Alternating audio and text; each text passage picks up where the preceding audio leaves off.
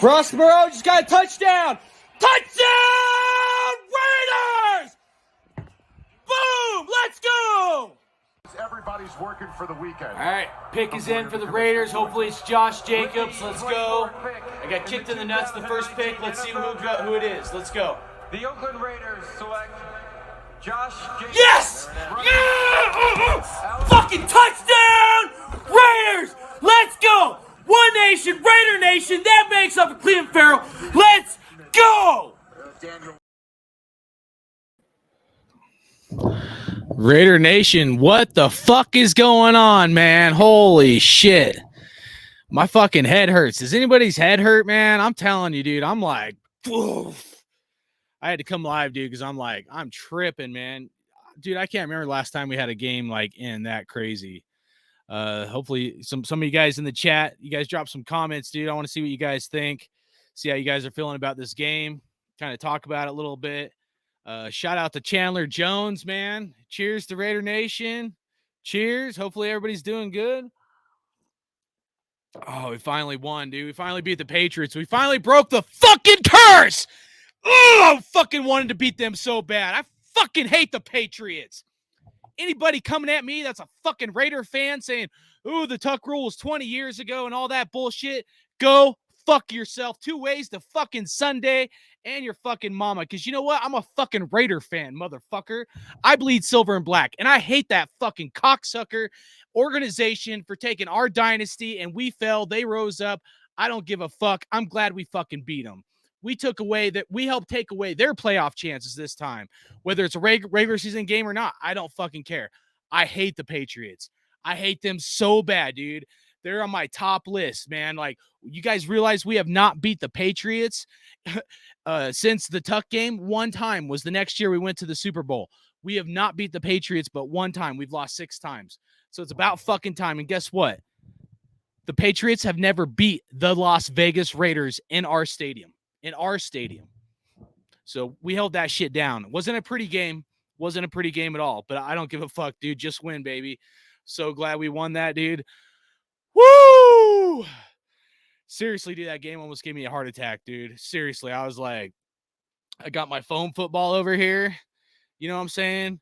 I spiked that motherfucker. I'm yelling, dude, scaring the dog. Kids freaking out because I'm yelling, dude. Like, that was one, like, seriously, got to be like one of the craziest endings I've ever seen, man. So, hell yeah. What up, Billy? Play of a lifetime, dude. Hell yeah, it was, dude. I can't remember, dude. Shit, dude. I'm just like, oh my God, dude. My head still hurts, dude. I'm like, I got to get another fucking beer after that shit, dude. I'm like, whew. I'm on cloud 9, man. Billy, did you get that gift card I sent you? Let me know. Al's Ghost, what up, dude? Hell yeah, let's fucking go. Let's go, Raiders! Let's go! Fucking Raiders, dude. Finally, man. You guys don't know how bad I wanted to fucking win, dude. Oh, I hate them so bad. And the Raiders, man, I thought we were doing the Raider flop. I was like, dude, here we go again, man. The Raider flop. As soon as Carr threw that interception, I could see it in his face, dude. I'm like, don't give up, Carr. Don't give up, Carr. And you know what? He didn't play that great. He didn't give up, dude. But you know what? I'll take the interceptions as long as we win and as long as we're still trying to make some plays. And, you know, shout out to fucking Matt Collins for making up for this fuck-ups that he made. But holy fucking shit, that motherfucker's got to catch the ball. What the fuck is Matt Collins doing, dude? I mean, God forbid that ball to hit you in the fucking hands to know you got to catch the fucking thing. You know what I'm saying?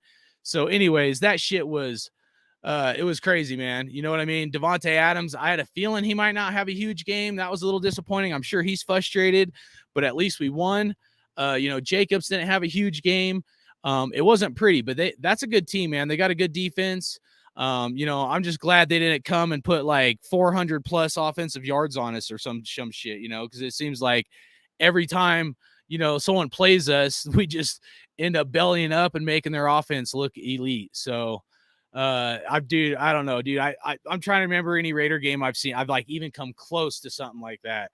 Seriously, almost had a heart attack, Al, man, dude. I'm like still tripping right now. I like, hey, dude, I was like in silent mode, dude. I'm like, I'm just not going to say anything. I'm not going to blink. I'm not going to look away from the TV. I get real like weird when I'm watching football. And I'm like, I'm like, come on. I'm squeezing the shit out of my little foam football here. That's why I got this thing, so I don't break shit, you know. It's fucking, I can't tell you how many times I freaked out being a Raider fan over since I was a kid, you know. I always took this shit pretty personally. So, but you know, I mean, shout out to Chandler Jones, man. Fuck. I mean, for all the mistakes he's made and how we've, like, you know, rightfully so, like, you know, gave him some shit. I mean, Chandler Jones to do that. I mean, fuck, dude. I'm not gonna say it makes up for the entire contract or at least this year's pay, but we needed that shit, man. That was like, and I thought he was gonna get tackled too, man. I'm like, oh no, like he intercepts it, and I'm like, oh shit, the fucking quarterback's gonna tackle his ass, dude. I'm like, fucking, this is Raider luck. And then as soon as I saw him break out, I was like, fucking go, and fucking touchdown Raiders, man. And you know what? Keelan Cole, dude, I don't know. I'm gonna call it like I don't think that was a touchdown. I'm not, and that's why I labeled it that, you know, Raiders tucked the Patriots, dude. But as you know what? I ain't got fucking no remorse for any of these motherfuckers, dude. You know how many times we've got screwed by the refs, and it was inconclusive evidence on the Keelan Cole touchdown. You know, I don't feel like it was definitive evidence to overturn it. But being a Raider fan, I'm like, oh, they're most definitely overturning this shit, dude. They're gonna make us fucking lose this game straight up. I'm like, we're definitely gonna fucking lose this game after they were reviewing the play. It was tuck, like, to me, like it was like tuck game, tuck rule all over again. I'm like reliving a nightmare. I'm like, seriously, I'm like, how the fuck is this possible? How could the Raiders do this to me and to us, Raider Nation, again? You know, and you know what? They just fucking pulled a rabbit out of their hat, dude. And you know, sometimes that's what you got to do, man. The holy roller goes to the post. I mean, I don't care how we get it done. I'm just glad we fucking won, dude. So, woo! All right, Al's Ghost said, I was at the Raiders Chiefs game in 2017. It was a game with a bunch of untimed downs at the end. This one tops it. Oh yeah, dude, I remember that game. That was with was that the one with Mac and C.O. Moore when they were slapping hands? They almost got a delay of game. You know, because they were like, they got a sack or a stop and they were too hyped up. And then it was like they replayed the end zone with like Derek Carr and was that Crabtree? Was like 3 different touchdowns with penalties or 4 different touchdowns. That shit was crazy too. Straight up. That was pretty crazy too. I don't know. Where do you guys rank this game in Raider games you guys have seen, man? This, like, as far as finishes and like just on the edge of your seat, man, this has to be up there with like last year's Chargers game when we took them out of the playoffs. Has to be up there with that Chiefs game you're talking about, Al's Ghost. And then probably even like games like the Tuck game, but we were on the wrong side of it, you know? So, I mean, dude, I don't know, man. All I know is I'm freaking like just filled with emotion right now. Just like, whew. So, yeah, you were. Billy says I was jumping. Hell yeah, dude, I was too, man. Like my dog was freaking out. My dog kind of trips out when I'm watching Raider games because I'm like pretty intense. So he tries to either hide or he tries to like come sit next to me because he's like, you know, he knows I'm like my emotions are high. So yeah, that KC game was crazy, man. Let's see. Elsco says it was only Crabtree getting the winner. Yeah, I remember that, dude. Dude, I liked Crabtree that year too, man. You know, that was an intense game. Weren't we? I'm trying to remember.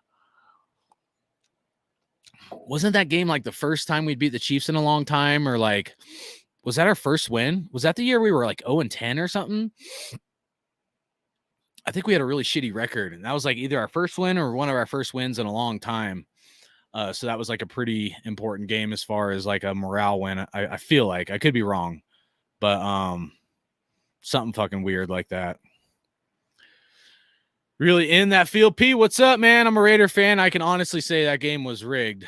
You mean rigged towards the Raiders? I mean, or rigged against the Raiders because we won. So I'm just curious what you're thinking. I could honestly kind of think of it like almost almost both ways, you know. I definitely felt like no matter what we did, like we were like destined to lose this game. And when that crazy ass shit happened with Chandler Jones, you know, I mean, you can't even like fucking write it. Like that's like story ending shit. And then like Sunday Night Football, I was watching it before I went live. Sunday Night Football, man, they just kind of blew it over. Like it wasn't a fucking amazing finish. So that kind of pisses me off. I mean, I expect it. I always expect the media not to give us any love, and maybe rightfully so. Anytime they give us love, we end up doing a belly flop and what I call the Raider flop, you know. But you know, there was like no like holy shit, that was like an amazing play by the Raiders to beat the Patriots, and what an ending. It was more like, you know, the Patriots are stupid for doing that, you know. So, you know, no respect. They give us no respect. You know what I'm saying? But whatever, man. Billy says mine leave the room. Yeah, mine usually do too, but they were hanging out in the dining room close to the living room where I'm at my house. Rigged for the Raiders to win. It could have been, dude. I mean, honestly, it could have been, but I ain't gonna complain because we've got fucked for so many years, dude. Like, I ain't even fucking tripping, dude. Does it make up for the Tuck game? No, it doesn't. It does not make up for the Tuck game. And anybody, let me tell you guys this, dude. Anybody that thinks that the Tuck game is said and done and gone and over with, you better check yourself, because check this. Walt Coleman was the referee in the Tuck game that happened, right? And his son is also Walt Coleman, like Walt Coleman, the fifth or fourth or some shit like that. And his son is a line judge in the NFL. His son wasn't a referee this game, but Walt Coleman's son is a referee in the NFL, and his son was one of the referees in the Saints game. And I didn't know this until this week. I started doing some research on Walt Coleman. I realized his son is a fucking referee. So we think this Tuck game thing, it was over and it's done with. Dude, he's still got his blood all over in the fucking NFL to come fuck us sometime down the road. So check that shit out. That's fucking crazy if you ask me. You know what I'm saying? The motherfucker's son is going to, like, at some point be reffing a Raider game. And you know what? Like, you guys know, Walt Coleman never reffed a Raider game after that. He reffed a bunch of Patriot games, but Walt Coleman, after the Tuck game, never refereed a Raider game because Raider Nation would have fucked that dude up, man. That dude knows it. So I was going to do some soundbite clips and stuff for intro video about the Patriots. Maybe I'll try to get it together next one. I just didn't have time because the videos take a while. But, you know, just remember, man, like we forget. Like sometimes people forget, us Raider Nation, us real fans, right, that were around and were Raider fans back during the Tuck game. We don't fucking forget, right? But what most of us don't know is this motherfucker, Walt Coleman, his son is a referee in the NFL. So shit is weird, dude. I'm just saying shit is weird. And I don't trust anybody when the apple don't fall far from the tree, dude. So fuck Walt Coleman, fuck his son. You know what I'm saying? And any games he ever fucking referees, if you see Walt Coleman Jr., you can go in and look. I have a picture of it somewhere. But he's not the head referee, but find the head referee and find out what games they're refereeing. And you know, if Walt Coleman's son is in a fucking game where the Raiders are playing, you better fucking check yourself, dude, because that motherfucker is going to be a piece of shit just like his cocksucker fucking dad. So sorry, but that's just the reality, man. All right, let's go back to the chat. I guess if anybody, I don't know if Raider Critique's busy or whatever, but if anybody did want to join, I'll put the link in the chat if anybody wants to pop on here and give any opinions live. All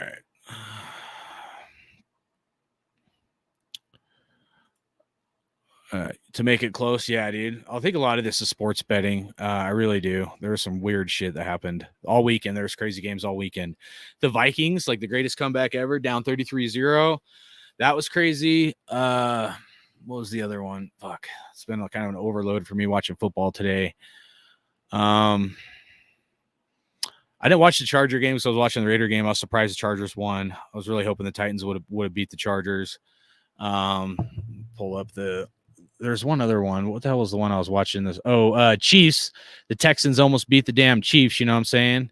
That was pretty crazy. But I mean, the Texans, I know their record isn't good, but I think, you know, they're a pretty good team.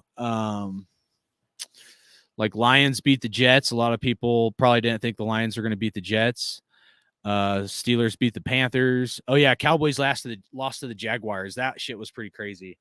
So, you know, I think that's pretty funny. All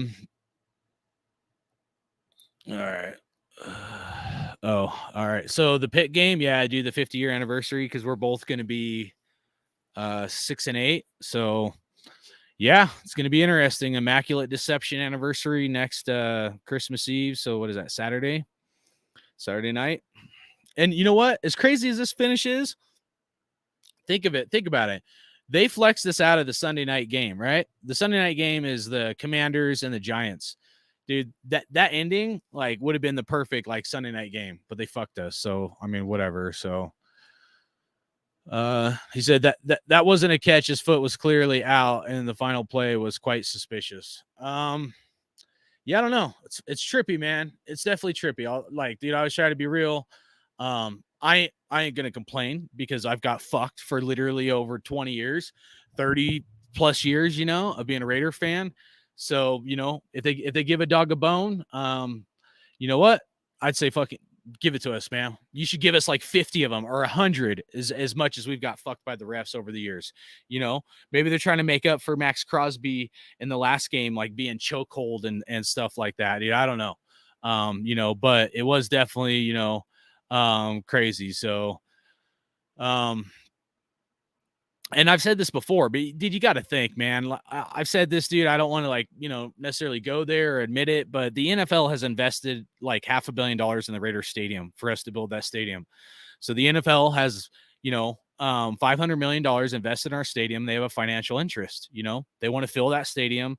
They want, us to get excited and shit. And if you have a shitty record, yeah, people will probably still buy tickets. I mean, that stadium was loud for the Patriots. There's a lot of away fans that were there, but I'm just saying, like, at some point, in my opinion, us being the bastard children of the NFL, I think they're going to switch it. And I think refs are going to favor us more than they used to and shit like that. So especially when some of these old motherfuckers that have been refereeing since 30 plus years or some shit, especially when they retire, because there's a lot of referees that really hate the Raiders from the old days, so maybe that's part of it too. Maybe once they filter out, maybe we'll get some more fair games or some calls going our way. And if we do, I ain't gonna fucking complain. I might call it like, hey, the other team got fucked, but hey, I'll take it any day of the week, man. We've been getting fucked for so long.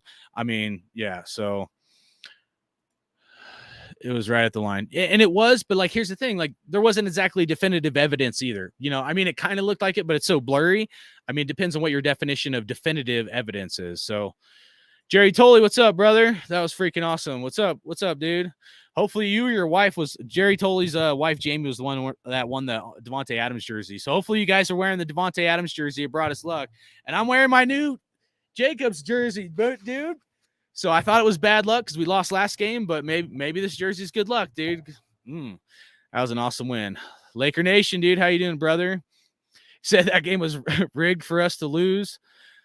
That whole game, if anything, the refs made up for it. Bullshit. They gave us the game. Fuck that bullshit. Refs made up for the bullshit.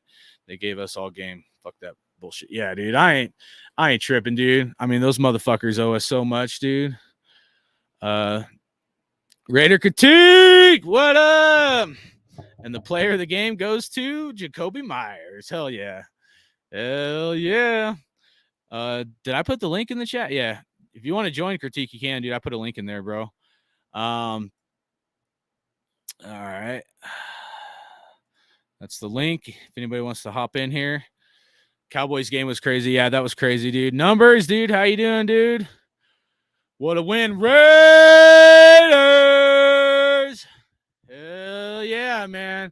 I'm still on cloud 9, dude. I'm going to be like, I don't even know what to think right now, dude. I'm just like, it wasn't pretty by any means.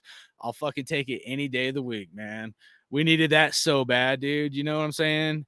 Matt Collins dropping catches, dude, and then he made up for it on 2 big ones, so we needed that. Let's beat the Steelers, dude. Hell yeah, dude. 50 years of the Immaculate Deception anniversary. They're gonna hype up the damn Steelers because it's in the Steeler, stadium and shit. And it's not Steeler Nation. There's only one fucking nation. It's Raider Nation. All these other motherfuckers riding our coattails, copying us and shit. But anyways, they're gonna prop it up to not be a Immaculate Deception. They're gonna prop it up to be the Immaculate Catch. They're really gonna pump the shit out of that. So, well, whatever. They can go fuck themselves. You know what I'm saying? The NFL, the referees, fucking Steelers, Patriots, Ravens, Chiefs, Broncos, fucking chokers. All of them go suck a fucking fat dick. I don't fucking care. Sorry, I'm pumped, dude. I'm not being very professional. I don't give a fuck. Woo! Yep. Well, you get fucked enough, that's for sure, man. Van City Raider, what up, man? Chandler motherfucking Jones. Fired. That is all, dude. Hell yeah. Hell yeah. I was like, ugh. As soon as he like intercepted it, I was like, I'm looking for a flag, dude. Like straight up. Like anytime something good happens, being a Raider fan, I always look for the flag. And I'm like, don't get too excited. And then I'm like, oh, break the tackle. Because I thought he was gonna get tackled. And I'm like, that would just be our luck. So that shit was sick though. So yeah, Chandler Jones definitely that made up for a lot of fucking misses he's at. And I thought he had a pretty good game. Like he batted a ball down or something, and so was putting some pressure on. So Numbers said this might see the Titans out of the playoffs. Chargers in for their new stadium. Yeah. Yeah, I could see that. I mean, I tell this to people all the time. Like, if you look at the history of NFL teams that have either had a new stadium built or had a big renovation done to their stadium, they're almost always pushed to the playoffs, far in the playoffs, if not pushed to a Super Bowl. If you look at like teams that have had renovations done to their stadium or new stadiums, it's crazy, like the percentages of how many of those teams get pushed to the playoffs. The anomaly to me, though, is kind of the Vikings. The Vikings have got fucked, in some playoff games and stuff. That's pretty mind-boggling. But they had a new stadium built, I think, within the last 10 years or something. And the Vikings hasn't been pushed to a Super Bowl or nothing. But how do you feel about Waller's return? Solid or mediocre? I mean, it was a good touchdown. I liked that. I'd have to go back and watch the tape a little closer. I mean, it's sometimes really hard to see like what routes he's running. For me, the main thing with Waller is, does he know the playbook? He's had all this time. If he doesn't know the playbook, that's a big red flag to me, right? Because if he's not spending time in the playbook and, studying the playbook and know it like the back of his hand, and he should know it like the back of his hand, instead he's memorizing, his rap rhymes and stuff, or his turf toe video, more than the playbook. If that was the case, then that's a huge issue for me. But dude, like, all the bullshit aside, I just want him to fucking be out there. I want him to want to be a Raider, and I want him to fucking produce for us. And that's it. You produce, you do your rap videos, whatever, but you got to know the playbook and you got to fucking help this team win. So that's where I'm at. So I'm staying reserved on Waller. I think he did okay. But we definitely need to see more. We got to get our money's worth out of him, and he needs to bring it to the table. So Alice Go said, Keelan Cole catch was called correctly. Objectively speaking, there wasn't clear and obvious evidence to overturn it. Yeah, that was my thinking, dude. Is like, but at the same time, I was like, oh, they're going to screw us somehow. I was mind blown. I was like, seriously, of all the times that like Raiders have got fucked of endless years, I was absolutely mind blown that they did not like turn that call the other way. So, Laker Nation said it's better to be lucky than good in this league. Who cares? I bet you Patriot fans ain't complaining about those 6 rigged rings. Yeah, dude. Absolutely.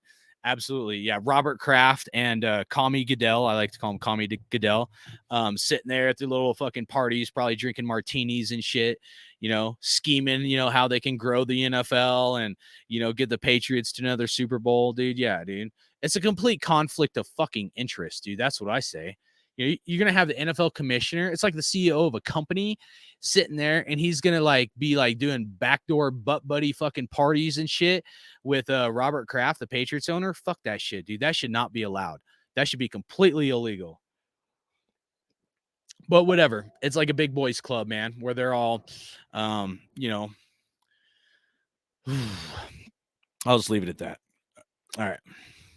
Craze Raider, man. What's up? Overall, it's a win. Yep. Hell yeah, dude. That's what I'm talking about, dude.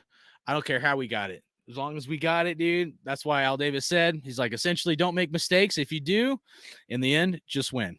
Or if you do make mistakes, make up for them and, just win. That's what just win, baby really means. It doesn't mean like, oh, just win. I mean, it means like go out there, play hard, don't fuck up. But if you fuck up, you know, have the gumption and the drive to fucking bring it to the table and win at the end of the at the end of it all. You know what I mean? So some people, like, we've gotten to a point now where people are like, just win, baby. They don't even know where the context actually came from. I think we say it almost too lightly, in my opinion, it's like a cliche saying, but like everybody's like, just win, but we're not winning. We're not seeing guys fight with that drive at times to finish games and shit. So, yeah, fuck the Squealers, man. That's what I'm saying. Carr didn't play well, to be honest. Yeah, that's a good point. And let's kind of get into some of the stats. I'll look it up here while we're live. And I was kind of looking at him earlier briefly, but I'll look him up and we can just kind of go over it. So see what you guys think of kind of the overall, and some of these are garbage time yards, guys. I mean, I have to be honest, I know those that are really pro Carr, like, don't want to always look at the glass like clearly, but that's the reality of it. So Carr had a total of 233 or 31 yards passing, 20 attempts or 38 attempts, 20 completions, 3 touchdowns and an interception. So the 3 touchdowns is good. I mean, if we could do a 3-to-1 touchdown to interception ratio, I mean, it's not great, but I'll take that. I'll take that over the Derek Carr throwing the ball on the ground on 3rd and 4th downs like we've seen with John Gruden, because that shit was absolutely insane and fucking ridiculous, So, like, for me, if we're going to get some interceptions, I'll take it so long as Carr is taking chances down the field. That's how I feel about it, okay? And like with me, I'll tell you guys, I'll just be honest with you guys, where I started at the beginning of the year. I was ready to move on from Derek Carr. I've been ready to move on from him for a while. I kind of switched, okay? Because of two main things, right? Which is like what I've said about leadership, which has to do with him getting with the offensive coordinator on the sideline and digging in the playbook. Like I've seen Peyton Manning, Tom Brady, and the best quarterbacks in the NFL. I've seen that a lot this year with Josh McDaniels. I did not see that with Coach Gruden. And, Olsen, I mean, wasn't Olsen up in the booth and shit? You know what I mean? So, like, that was very disappointing to not see more out of that at times, in the past, where like the offensive coordinator, whether it was Gruden or Olsen, and even going back to the Jack Del Rio days, where we just haven't seen it enough, Who was it? Bill Musgrave, I think the year was like 2016. I think Bill Musgrave, if I remember right, did it with Derek Carr. But like, we just haven't seen it enough where somebody's going to like get there, coach him, show him the stuff to look for, game plan for the next drive, the next series, and get his head right. You know what I mean? Instead, he would just be sitting on the bench being a spectator of the game, which is okay to some degree, but like, you got to be more focused on what your plan is on the next time you get the ball. You know what I mean? And the best ones do that. So, that's number one. Number two is throwing the ball throwing the ball to the ground on 3rd and 4th down instead of taking a shot at times that we've seen in years past.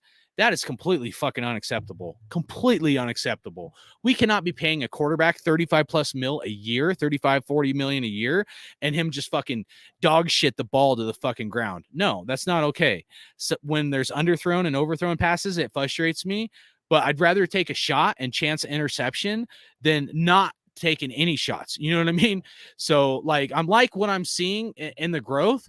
But the other part of it, right, the kind of the other side of the coin is it shouldn't have taken 9 years. First of all, I know there's been all these other things from offensive line, coaching changes, offensive coordinator changes, number one wide receiver. So there is something there, shitty defense, but I shouldn't take 9 years for Carr to get to this point.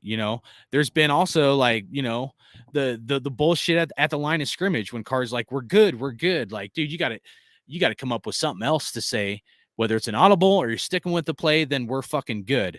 Omaha, fucking Doritos, fucking tequila. I mean, say anything, dude, your favorite band, like something other than we're good, no matter whatever we're good is, whether it means we're going to do it, we're switching the play. I don't give a shit. He's got to say something fucking different. Cause that's like kindergarten shit, right? The other critique on Carr is at times he was not handing the ball off consistently enough to sell the fake, right? If it was a pass, it was a play action, he'd be like almost like this far away from the running back and not selling the fakes enough. Okay. But I've seen growth this year. I've seen the fakes better. I've seen a lot more consistency in those things, and those things lead me to believe that there's potential there. Okay. And if there's potential there, then I'm willing, like, my opinion, like, I'm about 50-50 where I'm at, whether we keep Carr or get rid of Carr. If he would have lost this game, I would have been like, it's time to move on. Okay. He didn't play well. We won. Depends how we finish the rest of this year. I do think we should draft a quarterback. The main thing after all this, even if there's growth, is like, is it worth, us paying him like, 35, 40 mil a year, for Derek Carr? Now, if he took a pay cut, or maybe even if he restructured his contract or some shit like that, then I'd say, let's consider it. If I was Coach McDaniels, if Carr plays good or okay these last few games, I would be like, hey, we want to keep you, but you got to take a pay cut, and we need you to restructure your contract. And if Carr says no, then honestly, I would probably say hasta la vista.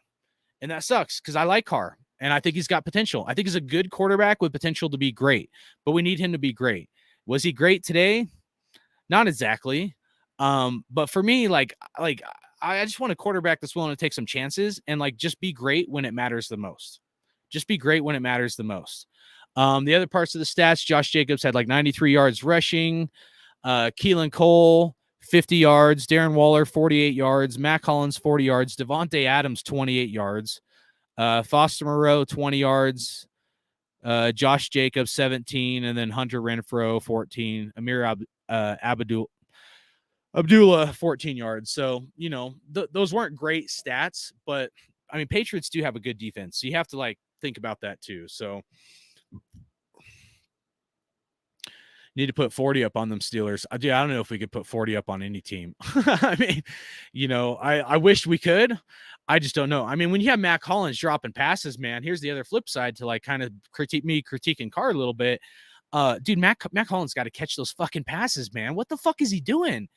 I mean, hit the jugs machine, dude. Like, stop. He's got to stop celebrating, dude. You celebrate when the fucking game's over, man. Some of these guys showboat too much, dude, and like, we got to win the fucking game. So, some of this needs to be on Matt Collins, dude, because if some of these guys, dude, they're not like doing what they're supposed to be doing, they got to take accountability too. And I believe in that. I believe everybody should have accountability. Crew Joe, what up, man? He said, great game. I couldn't believe my eyes. I was like, what just happened? Offense was ugly to watch. It was, man. Besides Josh Jacobs, but I don't know. I mean, we definitely shit the bed in the second half again. And that worries me. I mean, how do you guys feel about that, man? What do you guys think? Like, why can't we fucking keep the momentum and like keep our foot on the gas and put a team away in the second half? I don't know, man. I think it's a combination of things. Like, I don't think it's just coaching. I think part of it's coaching, being too conservative. But like, I don't know. Put in the chat what you guys think. What does this team got to fucking do to keep their foot on people's throats and to fucking like Mortal Kombat, finish him, straight up. We need a finishing move to finish these motherfuckers. So Carr looked shook second half. Yeah, as soon as he threw that interception, man, it like mentally you could see like he was like, oh, not again, and I was like, don't do it, Carr. I'm like thinking, even though like, I'm critical of Derek Carr, I still support him. I'm like, dude, don't do it. Don't fucking go there. We need this win, man. Like, it ain't over yet. It ain't over till it's over, man. And yeah. Billy 916 says Musgrave did the best, and we can. Yeah, I know. Yeah, that was disappointing. I liked Bill Musgrave a lot. Steven, what's up? Got to put teams away. The number says, yeah, absolutely. We got to put teams away. Raphael, dude, what's going on, man? It's a good day to be a Raider. That's right. Raiders. We'll go in here. I'm going to put the link in the chat again in case anybody wants to join.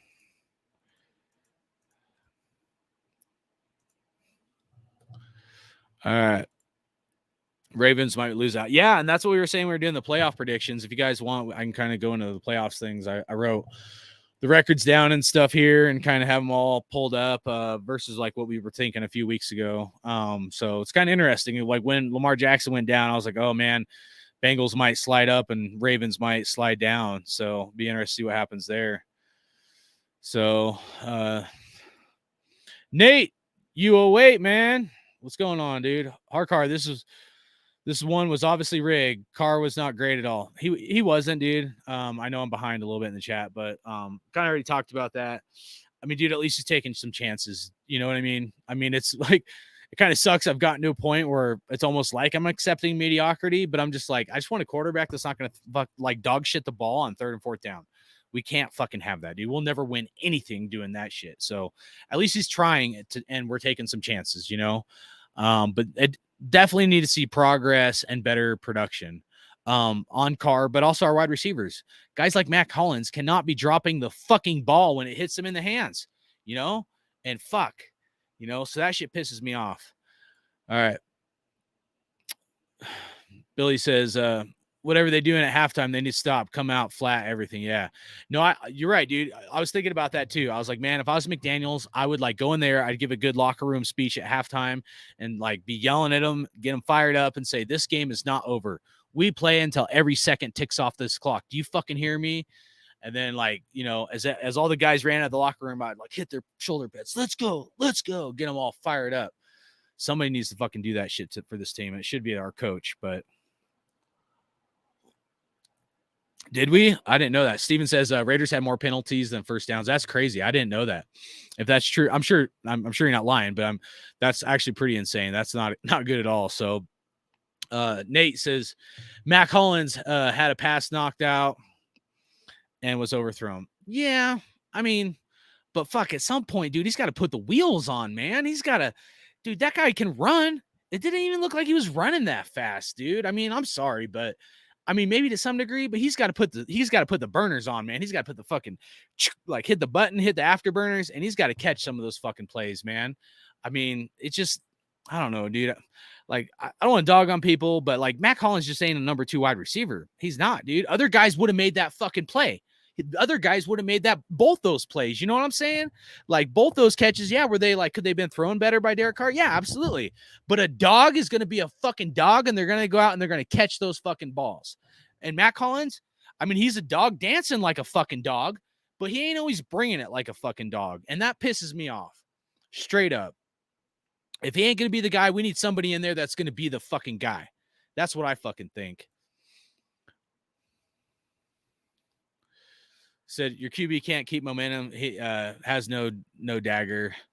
Yeah, kind of seems that way. I don't know, man. Trying to stay positive here. Number says, with all those weapons, got to score at least 30 points. I mean, yeah, there's no reason why, like at least 26, 27 points, dude. You know, like, we scored 30, but like, I mean, to get like 6 right there at the very, very end of the game. I was ghosting here. I'm gonna let him in. How's it going, Hardcore? Good. How you doing, Alice Ghost? Doing well, dude. Doing well. I just saw that last comment come in about, you know, this offense scoring should be scoring over 30 points with the weapons it has. I just want to say, I mean, how many snaps has Carr, Waller, Renfro, and Tay played together this season? Right. I mean, you know, like there's just been a lack of consistency across the board. So yeah, we have tons of weapons, but these guys just haven't had a chance to gel. So I think we just need to pump the brakes a little bit. I think at its apex, once this offense gets rolling and we get that chemistry going, yeah, I think 30 plus points per game is definitely possible. But honestly, these guys are still sort of like in preseason mode. And that's why we see, you know, what really stood out to me was that one play. I think it was the second to last drive in which DC was targeting Tay and Waller got right in front of the ball. I don't know if you remember that. No, I saw it. You know what I thought? I thought of was it last game or game before? But when Keelan Cole ran into freaking Foster Moreau, and then when in the Chiefs game when Hunter Renfro ran into freaking Devontae Adams. So I mean, yeah, no, I mean, so we got. I guess your point is we got 3 different instances that have happened this year, and that's completely lack of chemistry. Yeah. Well, unprofessional. I mean, I'm trying to be nice here, but like, how big of a fucking jackass do you got to be, dude? You know what I'm saying? Like, I think that was on Waller. I think that was Waller's fault because Carr was saying like, dude, you were supposed to go this way. No doubt. Yeah. Yeah. So and that goes to what I was saying. If he doesn't know the playbook, we got a big problem. He's had way too much time. I don't care. I mean, like, you're right, the chemistry and all that, like, and I agree with that, right? Especially for like a well-oiled machine. But if Darren Waller can't, like, if he can't know the playbook, even if he's not practicing for those 4 or 5 weeks or whatever, I mean, Houston, we have a problem. It's not like this guy is getting paid like, 10th, 15th, tight end money or whatever. This guy is if not the top, at least top 3 tight ends in the NFL. And so No doubt. if he's not putting in the time for that kind of money, that's not right. You know what I mean? And that's me being nice. You know what I mean? Without like going full like off about it. But anyways, what do you think? What were you gonna say? Yeah, no, I think I totally agree, hardcore. I mean, when you have a guy dropping a music video, like literally the day or the day after we have a devastating loss against No, the Rams, it's just not a good look. I don't it care was when the video was like recorded, but it's not a good right. look. It was within an hour of when the Raiders lost. Some people were saying it was next day. I don't know. As far as I looked at the YouTube timestamp when it was posted, and it was literally within an hour of when the game was over. Because I saw it 13 hours later, and I did the math, and I'm like, oh shit, that was like around 10 o'clock, right when the Raiders game was over. So yeah, I mean, for it to drop literally within an hour of us losing to the Rams, dude, I don't care who's running social media and what they're trying to do to try to get clickbait views or whatever, but yeah, it's completely disappointing is an understatement. You know what I'm saying? Absolutely, yeah. I mean, I was hearing from some Raider fans, some diehard Waller supporters, that he recorded the video, I guess, 3-4 months ago.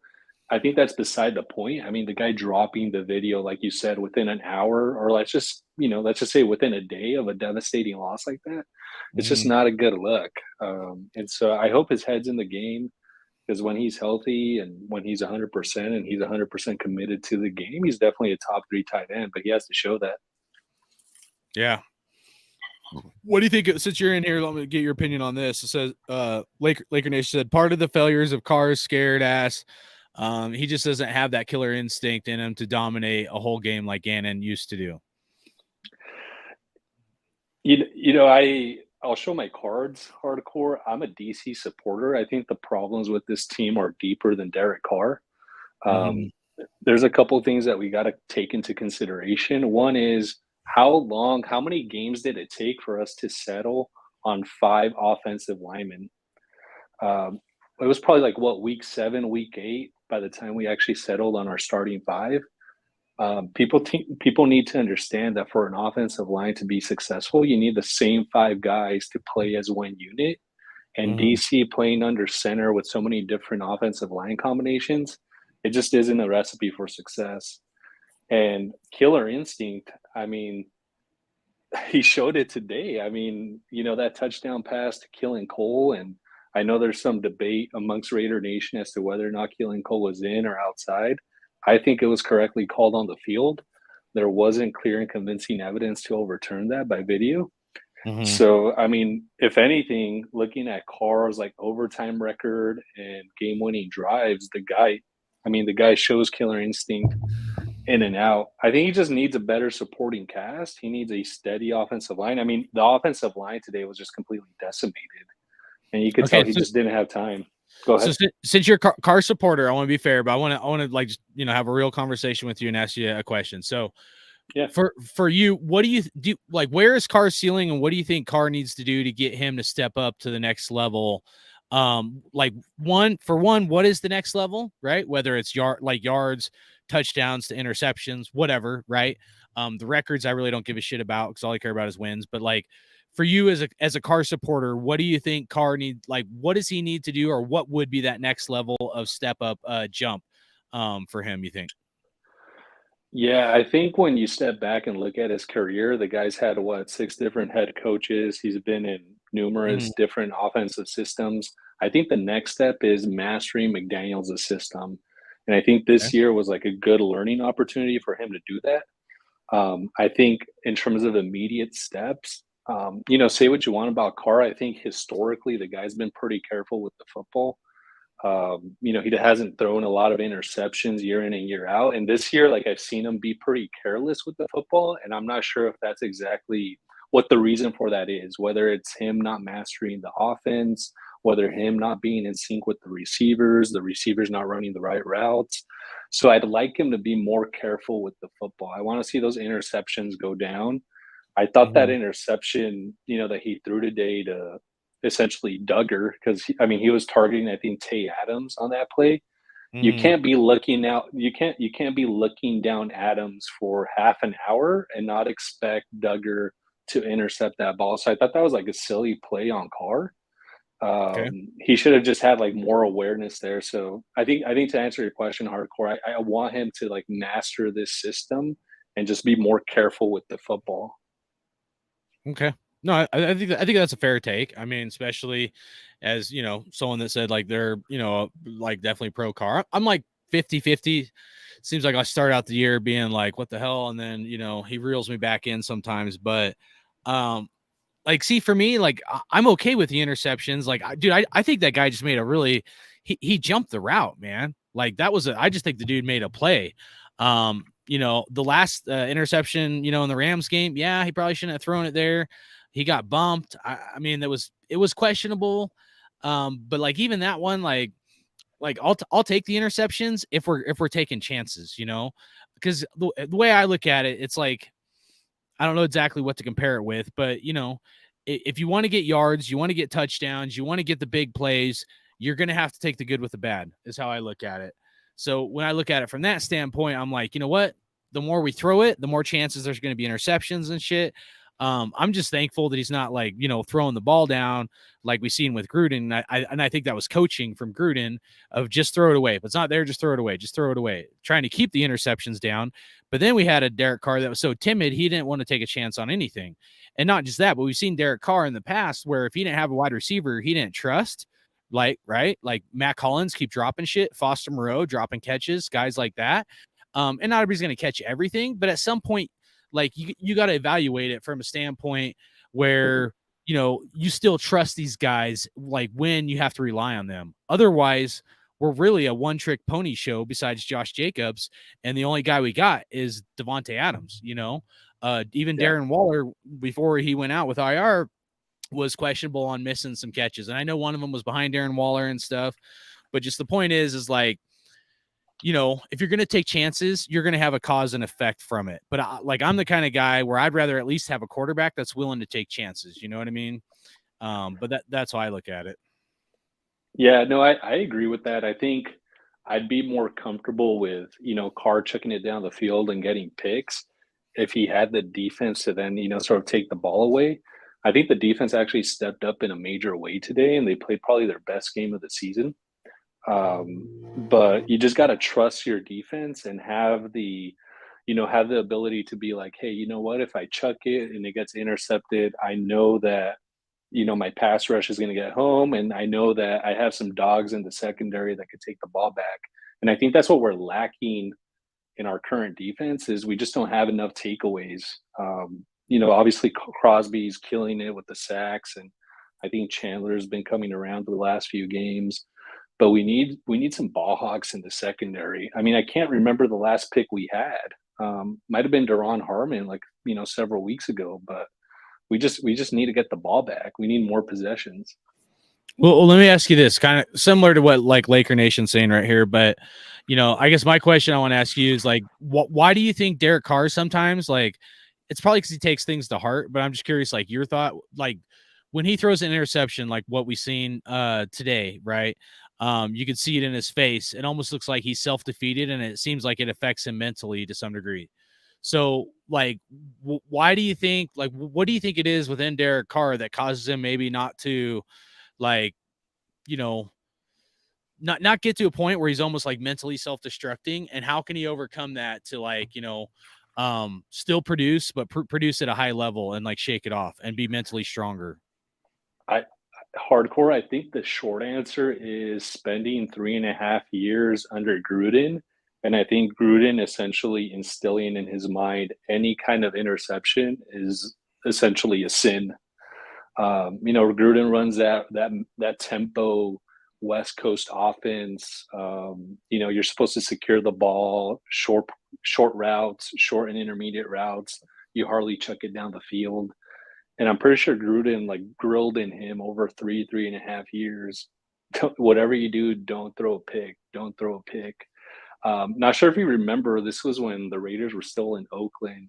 I think we were playing the Colts, and it was like a fourth down play, and it was like I think towards the end of the game. And instead of throwing it in the end zone, Carr went ahead and like chucked it towards the sideline.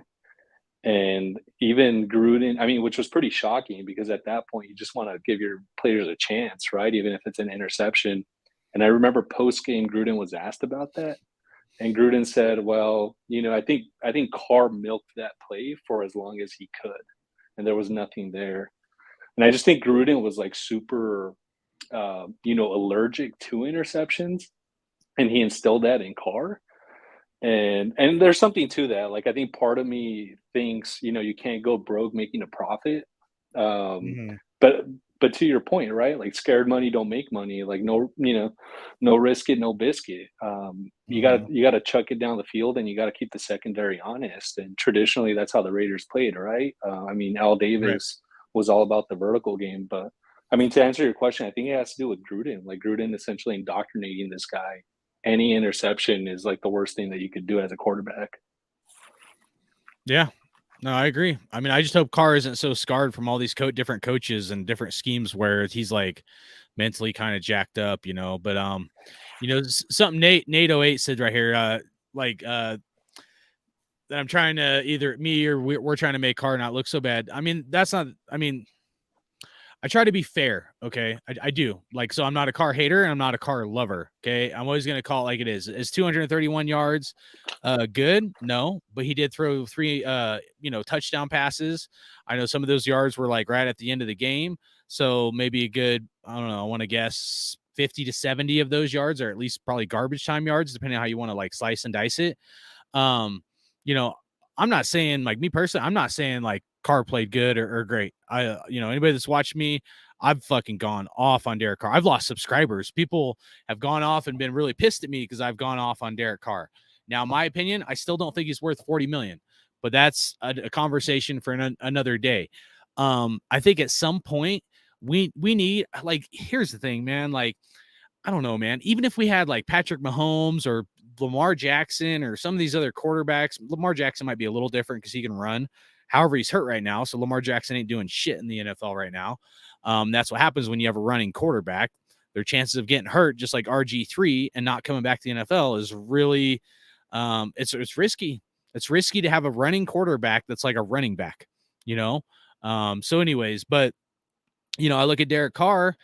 I mean, the way I look at it is like, we can't have a Derek Carr, Devontae Adams show because it's called a team sport for a reason. The offensive line has to block. We need Jacobs to ball out, and we need some other guys to step up for wide receivers, man. We became so one-dimensional, and rightfully so. Devontae Adams is a stud, but we need to get everything clicking on all cylinders. And if we can't do that, and like someone else was saying, like, Hollins had like 2 good plays, he did. But he's also had like 3 bad plays. And then other games I've seen him like completely not even try to get the ball. So, that's questionable to me. Like, if it's, Patrick Mahomes, maybe he'll throw a little better ball. But I mean, at the same time, at some point, the other guy's got to make plays too. Our guy's got to be able to step up. Somebody needs to stick a foot right in fucking Matt Collins' ass, as far as I'm concerned, and same goes for anybody on this team if they're on the field. But, I try to be fair. I do. And it's funny because most of my friends that come on this show, they were like pro Carr at the beginning of the year. I was anti-Carr, and now they're like anti-Carr and I'm pro Carr, which is really weird. You know what I'm saying? But I don't know why we're opposite. It's trippy though. But it's all good, dude. I mean, it takes all kinds of people's thoughts, to make the world go round. Hollins just has his limits, just like Carr. Hey, that's fine, dude. You know what? He can be a backup wide receiver. That's how I feel about it. Everybody has their limits. That's fine. Maybe Matt Collins isn't meant to start in the NFL, and people would probably, that might not be, pro Carr, or the people that are anti-Carr, they might argue the other way. Like, here's my thing, guys. I want a Super Bowl in Vegas next year. It's in our stadium. It's the first time we've ever had a Super Bowl in our stadium. And as much as painful as it is for me to admit it, because I've been, on the fence about Carr, like Carr gives us the best chance to win a Super Bowl. He does, dude. It's not Tom Brady. Tom Brady's so washed up, dude, with old wrinkly balls and shit. Like, was it Happy Gilmore said or whatever? I mean, like, ain't nobody gonna come in here, even Jimmy G, dude, getting hurt. Like, nobody's gonna come in here and just instantly like be a stud. And even if we draft a quarterback, I think we should draft a quarterback. But anyways, I don't know. I'm kind of rambling, but like I look at it like who gives us the best chance to try to win a Super Bowl in Vegas next year? And I've thought about it for months. I didn't just come up with this overnight. I think Derek Carr gives us the best chance. In order for that to happen, Derek Carr's not the greatest quarterback. I know that, but some other guys got to be dogs too, and that's just that, so anything you want And to that point, Yeah. go Go ahead. Oh, I was just going to say to that point, look at the quarterback who won the Super Bowl last year. I don't think Matthew Stafford is in a different league from Derek Carr. I think they exist on sort of like the same level in terms of skill set and accomplishments. So just take a look at the guy who won the Super Bowl last year. Obviously, he had some dogs on defense: Aaron Donald, Jalen Ramsey, etc. Mhm. But I'm with you, hardcore. I think Carr gives us the best chance, and we need to build that defense, especially on that defensive line. We need some dogs in the middle, some D tackles, and I think Chandler, once he goes into the retirement home, we need another D end. Yeah. No, we definitely got to get better on defense. Our offensive line, we need 1 to 2 guys. We need a real number 2 wide receiver. I'm sorry, Mac Hollins ain't it. I mean, I know people like him. He's just not it, dude. I mean, he's number 1. He's number 1 as far as his dances go. He's pretty good at doing that. It's not good enough, though. It's not. We want to win. Like, dude, my expectations, they're raised, right? We get a Super Bowl in Vegas next year, my expectations are going to be more. Just like Darren Waller. He gets paid top tight end money. My expectations raise. Derek Carr getting paid really damn good money, if not top 5, like top 10 quarterback money in the NFL. My expectations get raised. And, that's how I feel about it, So if Derek Carr plays like this next year and we get him things around him and he's making this kind of money, I will be really, really upset. And I'm putting it the nicest way that I can. All these guys got to step up, though. It's a team sport for a reason. Everybody's got to be on the same page, bringing it to the table. So we can't rely on winning games like we won today. That was crazy. My score prediction was 40-24. The actual final score to the game was 30-24. I was off by 10 points and 1 turnover, but the Raiders still going to win. Hell yeah. Shout out to you. Appreciate you coming on. Trying to pronounce your name. Jalen Nika. Sorry, but I appreciate you coming on. I'm not very good pronouncing names. I apologize. But if you guys are new to the show, please subscribe. Nate says, blame the line, dude. You're a clown. DC is no killer instinct. What a joke. What else you give him? A fucking cappuccino maker on the sidelines? You have 3 very excuse built in for Carr. I mean, look, Nate, dude, I like you, man. I know you've been a subscriber for a while. I'm not finding excuses for Derek Carr, dude. I mean, like, without me getting personal, right? Because you're getting personal right now. And that's the one thing to my show, like, that I try not to go there with people and shit, dude. Because, like, once things get to a point where it's personal, like, this shit ain't going to go down very fucking cool. You know what I'm saying? So I'll leave that at that. And I'll let you be you. And,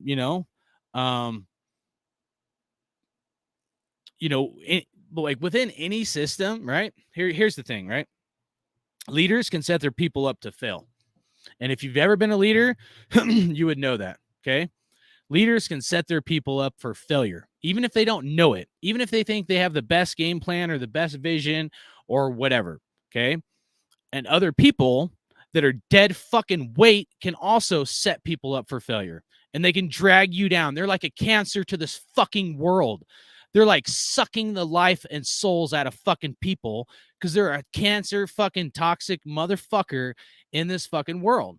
And if all it takes is one bad seed on a team, and they can drag a whole fucking team down. How do you think I know that?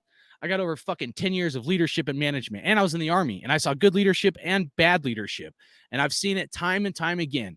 And why companies and businesses and people fail and team environments fail, okay, is because, like, I'm not going to go further than that because I'll go off further.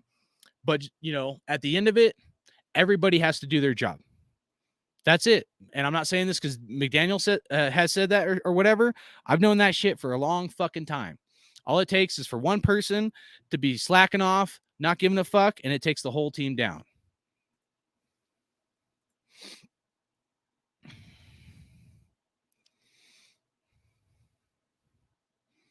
What's up, Raider 7528? I think we should draft a quarterback. I do. All right. It's turned into the car show. I didn't mean for it to.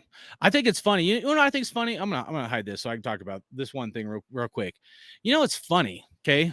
Did like anybody in Raider Nation, right? Everybody's a fucking Einstein, right? Everybody in Raider Nation said, like, Matt Patricia can't do offensive play calling, okay? And maybe that's true. Maybe Matt Patricia sucks as an offensive play caller when, for the Patriots, he used to be a defensive play caller. McDaniel started as a defensive guy and then got transitioned. I think it was like quarterback coach and then eventually offensive coordinator. But you know what's funny from all these fucking ass clowns is they're all saying, like, when it comes to the Raiders coaching, it's lack of execution, meaning they're pushing it off on the players that they need to execute better. And maybe that's true. Okay. But that is the narrative for the Raider Nation media, that Raider players need to execute better. And then this article comes out that Derek Carr might be gone, blah, blah, blah. Okay. And supposedly they're insiders and, they're not just putting out clickbait shit, whatever, but when it comes to Matt Patricia and the Patriots, then the execution no longer matters. The whole card, we're going to take this one card out called execution. And then it's all on that offensive play caller and he sucks and he's gone. He should be out. You know what I mean? Imagine if McDaniels had been out after his first year transitioning from defense to offense, and then he went and helped the Patriots win 6 Super Bowls, as much as I hate the Patriots and shit. So it's really funny how people get to this point where they have this like one narrow-minded view where they're just like, oh, well, when it comes to the Raiders, it's execution. When it comes to another team, it's that coach. It blows my mind. Like, this is how fucking stupid people are. Like they can't have like a cognitive fucking thing to where everything has to be black or white to at least see clearly in the middle. And that's what I'm always going to do. I'm always going to look at this fucking hand, and I'm going to weigh everything because that's how I was growing up. I'm going to always try to look at all sides before I make a conclusion. I totally agree with that, Hardcore. And if I could jump in for a sec. Yeah, absolutely. Yeah. As I mentioned, I'm a self-professed, Carr supporter, but I like looking at things objectively. Yeah. But what irks me the most is that folks just, point the finger at Carr and think that he's the problem with this organization. Just think back and reflect on the past 20 years of drafts that the Raiders have had. Outside of the 2014 and 2019 drafts, our drafts have been like absolute dog shit. I think it was Afakasi Raider. He had a show like a few days ago, about how like no one from our 2020 draft is actually on the roster, I think, anymore. Or I think with the exception of me. Hey, pause for a second. Hey, Nate, go fuck yourself. Take your little fucking dick and stick it right up your fucking ass, you fucking piece of shit. I don't give a fuck. I usually don't do this shit. I'm going to fucking block you and you can go suck a fucking dick. So anyways, sorry, dude. I try not to get like this, dude. But Nate, dude, you're getting out of fucking hand, dude. And like, I ain't gonna do it, man. Go fucking suck it, dude. Fuck, dude. We try to be cool on here, dude. This is about unity, dude. We should draft a quarterback. I've said that, dude. You don't like it? Then go fuck yourself, dude. I don't get paid for this shit. Seriously, man. Ugh. Dude, and I'm actually like internet, and you're being a keyboard warrior. Like you want to fucking fight me, dude. Where the fuck do you think you are, man? You don't even fucking know me, man. I'm a fucking Army combat vet. You want to fucking set my PTSD off, motherfucker? Oh, dude, I'm gonna fucking light some shit up right fucking now. Dude, check your fucking self. You want to go do that shit? Go be a little fucking keyboard warrior someplace else. Thanks for your service, Hardcore. I should plug that in. So as I was saying, dude, I just think that the problems with this organization are just are just so much deeper than a quarterback. A quarterback isn't just going to come in and miraculously solve all of our problems.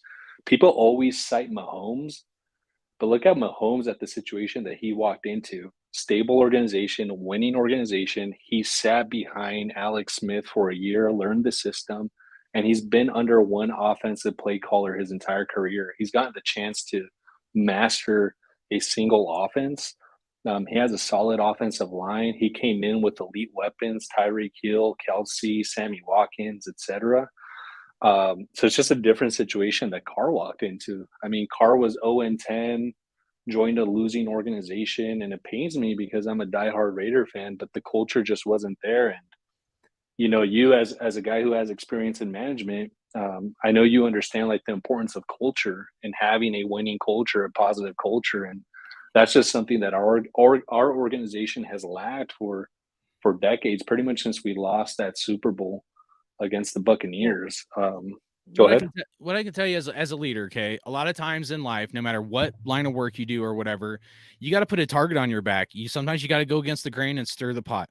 Now, I will say that Carr is too much of a yes man at times. A lot of times, to be a good leader, you have to be willing to stick your neck out on the line, whether it's for your guys, for the right play, whatever it might be. But there's times where leaders will give you the wrong thing to do. And if you know better, because like your integrity, like your conscience tells you, like, hey, like I know this ain't gonna work, or I know better. And if you don't do it, then you're kind of going against your own morals and you're going against what you know is best for the team. You always got to be willing to do what's best for the team. And whether it's you take the team on your back, you put a target on your back, or whatever the fuck, dude, like sometimes you got to be that guy, And I felt like last year, like where like it kind of set me off going into this year is like all the adversity that Carr had been through with Gruden, and it was a lot of fucked up shit with Ruggs and Arnett, that like it got Derek Carr to really step up. Like we saw it, but like it shouldn't have taken like all that adversity to get him to really step up to be that guy. So you're right. He's been, I guess to your point, he's been through a lot with this organization, right? But he's got to get to a point where he can like mentally be stronger and sometimes not be so worried about like trying to be the nice guy to everybody or everybody's friends. Cause the hardest thing for me, like in management and leadership, is to realize like say somebody comes into work drunk all the time, right? Or they come into work drunk. Now, I'm not a rat, right? I'm in a leadership role, but if that person is a safety hazard to themselves or other people in the workplace, well, then guess what, dude? Like, if I have to send them home or if they have to get written up, because it's a repeated offense and they want to keep making the same mistakes. Now, is that my fault that that person went out, got drunk? No, and if they keep doing it now, one time, yeah, we can work with that or whatever. But if it's a repeated occurrence, it gets to a point where now they're a liability, not an asset to the team. And when you get to that point, you have to like put on your it's about the team and my business. And I'm not going to let someone fucking cut their hand off or do something fucking stupid because they're a dumbass. And unless I was out drinking with them all night, that's not my fucking fault. It doesn't mean I'm a rat. It doesn't mean I'm a fucking narc. It means other people in life are really fucking stupid. And no matter what happens, they're going to find excuses to blame everybody else in this world. But when someone is a leader, sometimes you got to fucking call them out and you got to take care of it. You got to squash that shit. And that's what probably bugs me about Derek Carr sometimes is he's almost too nice to the point where like he's afraid to ruffle the feathers, and sometimes you got to stir the pot. It don't matter, dude. Sometimes you got to fucking do it. Yeah, I totally agree, dude. Yeah, I mean, something that I'll say about Derek Carr is for every play he wants it to be perfect, which I think is the reason why he, sucks at off-scripted plays. Because anything that's not on the script isn't perfect, isn't exactly like the coach, wrote it up or drew it up. He just won't go ahead and execute. And I got to go, but I'll end with this comment. I do think that we should draft a quarterback, if only for the reason of bringing in more competition to the quarterback room. I think Derek is just a little too comfortable in that quarterback room. I think he knows that he's the starter, the undisputed starter. And let's be real, like Stidham or Nick Mullins or whoever else they brought in the offseason wasn't going to realistically challenge him for the starting job. Mm-hmm. But I think they should draft a young quarterback so you could light a fire under his ass and really get him going, because there's nothing like competition to raise the bar, and there's nothing like the fear of losing your job to really step up your game. I'll go ahead and take your comments off air, hardcore, but really appreciate you letting me on, and go Raiders, man. Yeah, no, I appreciate your insight, man. Dude, I'm always gonna like hear everybody's opinion on here, guys. I mean, whether someone's pro car, anti car, I've only ever had 2 fucking rules on this show. Try not to interrupt people, 1, and 2, respect people and don't fucking take it personal. If anybody in here, if you're gonna take it fucking personal, because then I'm gonna get personal, and then shit never fucking works out. And this channel was created for Raider Nation unity. You know what I'm saying? I've been anti car at times, and rightfully so, and I've been pro car. I mean, to what Al was saying, like, I do think we should draft a quarterback. This is a deep quarterback draft. People want CJ Stroud or Bryce Young, and if you can't get those 2, there's nobody else, dude. People, that is completely fucking ridiculous, dude. I was one of the only people in Raider Nation saying I wanted Jalen Hurts, and everybody else had like written that motherfucker off, and look what that dude's doing now. You know what I'm saying? There are some studs that are gonna freaking fall in this draft. We can get a really good quarterback that can be developed in the 2nd or 3rd round. I got 3: Anthony Richardson, Grayson McCall, Garrett Schrader. I don't know if Grayson McCall or Garrett Schrader are going to come out in this draft or not. But if they do, I'm telling you, both those fucking guys will probably fall to at least the 2nd round, and they're going to be studs. They got potential at least to be really fucking good quarterbacks. You guys like Josh Allen? Go look up fucking Grayson McCall with Coastal Carolina. Grayson McCall, Coastal Carolina. He had wide receivers last year. Okay. He didn't have any wide receivers this year because they left the team. I think one of them is Isaiah Likely that's on the Ravens right now. That guy, he's a rookie this year, but that dude is a stud. Absolutely insane.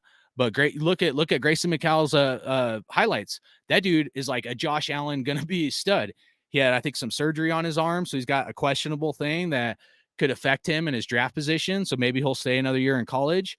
But Grayson McCall has some potential to be one of the best quarterbacks in the NFL. One of the best. And I'm not bullshitting you. I'm telling you, dude, like, he's got it. He's got it. I think Garrett Schrader has potential. That might be 2nd, 3rd round. Anthony Richardson, probably late 1st round. So there's options, guys.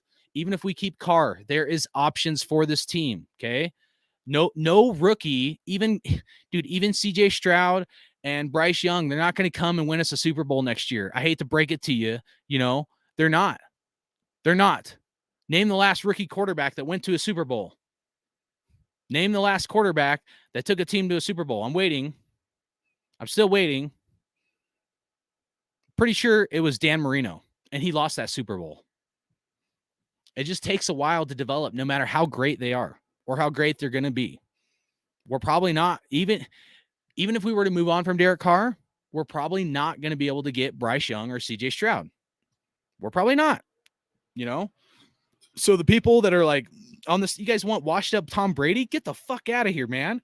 That guy is so old. And who in the right mind that's a real Raider fan wants that dude to be on the fucking Raiders, dude? Seriously. Did you guys forget about the tuck rule and all that shit, man? Oh my God, dude. Could you imagine that guy wearing our colors?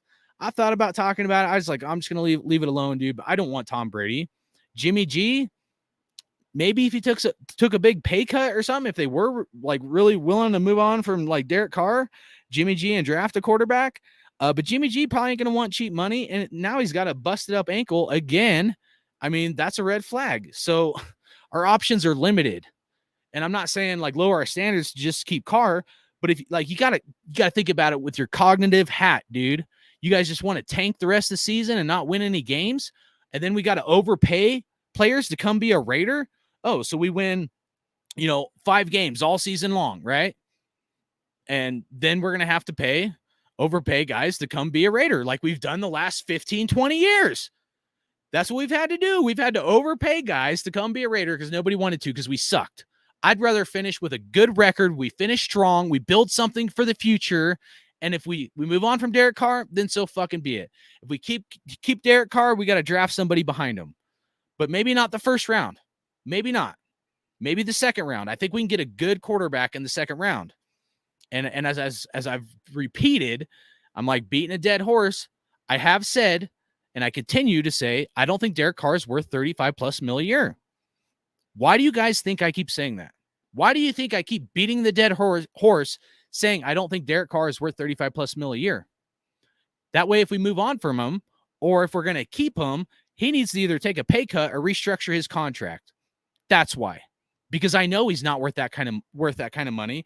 And I know if we restructure it or we figure something out, we keep Jacobs and we go get some other studs that we need on this team. And anybody that's like, oh, well, Tom Brady will come here. You think Tom Brady's going to be able to play behind this offensive line? Dude, like, you got to fucking really think about it, dude. This offensive line, it's developed, it's okay, but it's still fucking garbage, man. We have not good offensive line. Tom Brady would do shitty behind this shitty ass offensive line. That guy is not going to want to come be a Raider under a shitty offensive line and get sacked all the fucking time. And, oh, he can scramble or whatever. Dude, the dude's like, what, almost 50? I mean, come on, dude. So put your thinking cap on. Let's keep it real on both sides, whether someone's pro-car or anti-car. And I'm just saying, like, there's going to be options, okay? Now, if we extend Carr or whatever, we got to keep him for 4 years. Yeah, that does worry me a little bit. I'm not going to lie. It does bug me and concern me. I'm like, if we're stuck with Derek Carr, we got to see him finish these last games, and he's got to do better. I mean, he's got to do better. And, but, when you have guys like Vinny Bonsignore pushing the narrative that we're getting rid of Derek Carr or potentially getting rid of Derek Carr after the season, where'd that article even come from? Anybody? Remember, Vinny was the guy, that heard from Mark Davis that, Mark Davis said, McDaniels is doing fantastic and stuff. So what? Vinny's an inside shill. He's being told what articles to put out for the Raiders or something. I don't fucking know. But, I also don't exactly like how, this team is being set up by our coach. I don't think Josh McDaniels has set this team up for full success, whether we have Darren Waller, Hunter Renfrow, or whatever. I don't believe that coach and that leader is doing a great job as a leader. I think he's okay, good at times, but, I don't think he's setting us up for success, and that pisses me off. And that's the other reason why I switched my stance a little bit on Carr, because I've said this before in one of my last videos. I hate leaders that set their people up for failure. If you're a leader and you can't evaluate yourself and be like, hey, I need to be better as a leader, and I need to figure out how to get this team to gel better and how to get the most out of players. And if you can't do that and you can't get results, you're a piece of shit. You are a fucking piece of shit, because then you're just a delegator. And that's not a real fucking leader. Anybody can point and say, you do this, you do that. The best leaders are the ones that figure out how to get the best out of their team. And when I see leaders that aren't doing that, it does piss me off. All right, enough rambling. Let's fucking talk about something else, man. All right. Appreciate Raider 7528. I'm done talking about Derek Carr. Let's fucking talk about something else. Yeah, Tom Brady is washed. Yep. Sanchez, the Ravens, Joe Flacco are rookies. This is 1970 merger with multiple playoff games in their first season. No rookie quarterback has ever led a team to the Super Bowl. I thought Dan Marino was a rookie, but maybe it was like his second year.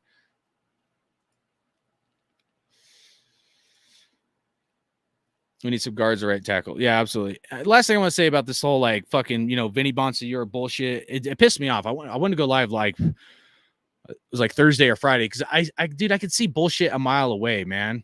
When like I'm not like exactly opposed to moving on from Derek Carr, but when I see somebody pushing a narrative because they have an agenda, it's almost like Josh McDaniels trying to get Raider Nation to like not support Carr anymore, just so we're ready to move on and fucking bring Tom Brady in. And that I'm completely not fucking okay with. Not whatsoever.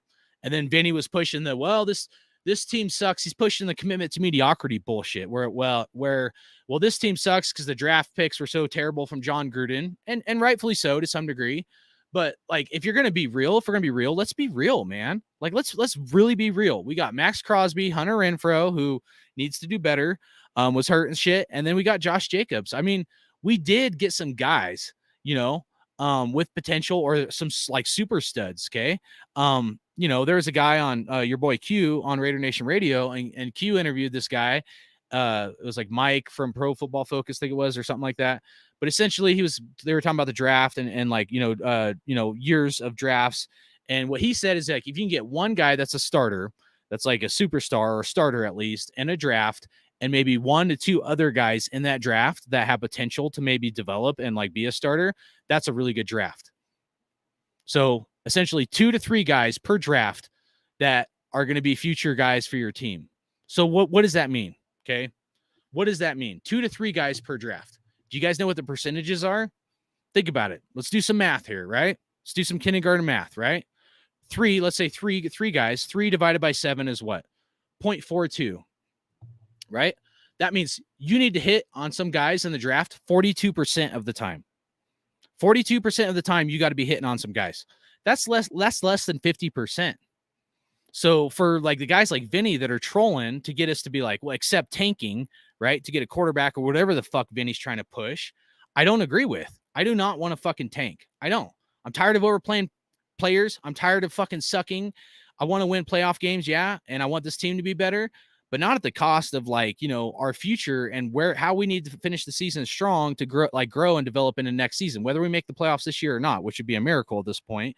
But I'm just saying, like, you know, I don't like when I see narratives being pushed by people who have like the inner workings of like, you know, the Raider organization. And I feel like they're purposely pushing stuff to push their fucking agendas. And I'm not going to accept this tanking fucking narrative Vinny's pushing and like, oh, well, let's move on from Derek Carr so we can get Tom Brady. Go fuck yourself, Vinny. Go fuck yourself. That's how I fucking feel. I ain't fucking stupid, dude. I see this bullshit a mile away, man. Like, I don't need to listen to other people. I'm just telling you, dude. Like, people get so brainwashed and they look at shit with the wrong fucking lens. And I really like look at things. I try my best to look at things from all sides. And I'm telling you, I smell a big fucking honking doo-doo. And Vinny, he's not a Raider. This guy's never been a Raider. He came over here from the fucking Rams. So, guards and right tackle, I agree. I don't know if we'll be able to pick up anybody in the draft, but we definitely need a better offensive line. All right, in transition, I just want to look at the I'll pull this up here real quick. The playoff. I know most people probably don't want to look at this, but whatever.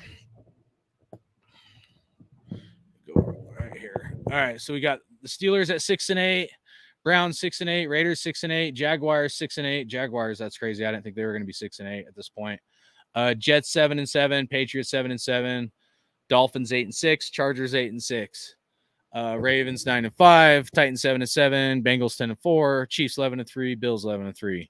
So when we were talking about the playoffs before, I know it's a long shot, guys, but the main two teams we were looking at was the Jets and the Chargers. So I want to revisit that real quick because I know just how things are working. Even if we went out, it's really not great to say the least. Like it would literally be a miracle. I'm pulling up my paperwork right now, but Jets, Chargers.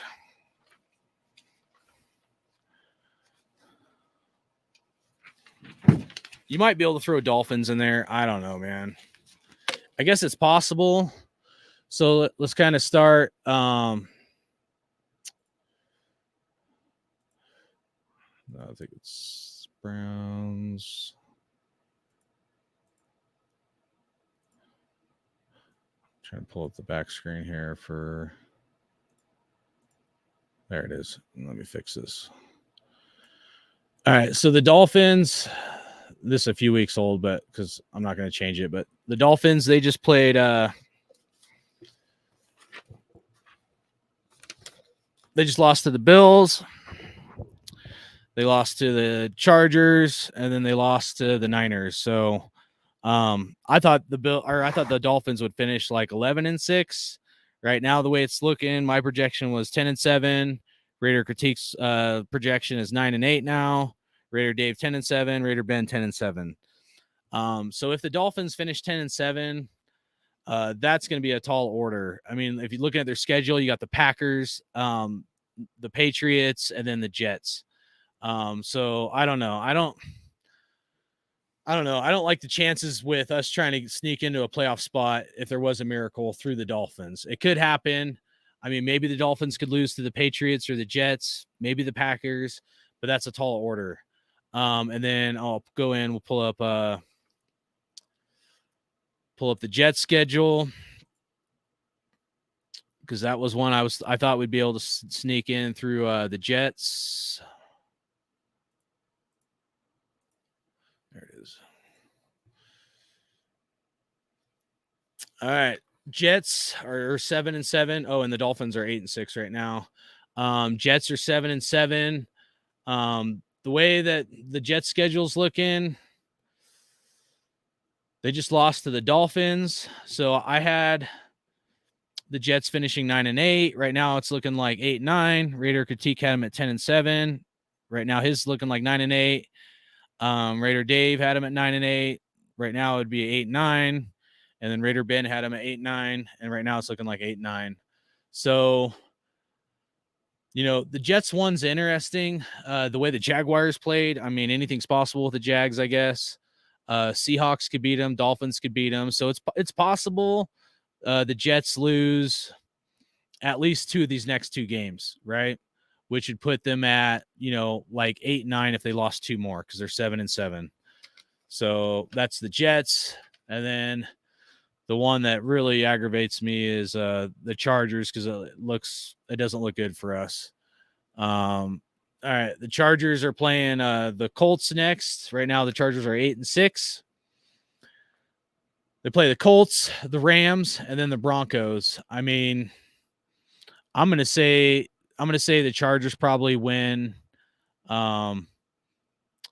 of these next 3 games, right? So if they win 2 of their next 3 games, they'd finish like 10-7. Or no, because they're 8-6. Yeah, 10-7 if they won the next 2 of these next 3 games. So yeah, the way I would have them finishing would be 10-7. Raider Critique would be 11-7. Raider Dave 11-7. Raider Ben 11-7. So essentially, where like our predictions on the Chargers got fucked is we pretty much all thought that the Chargers would lose to the Dolphins and the Titans.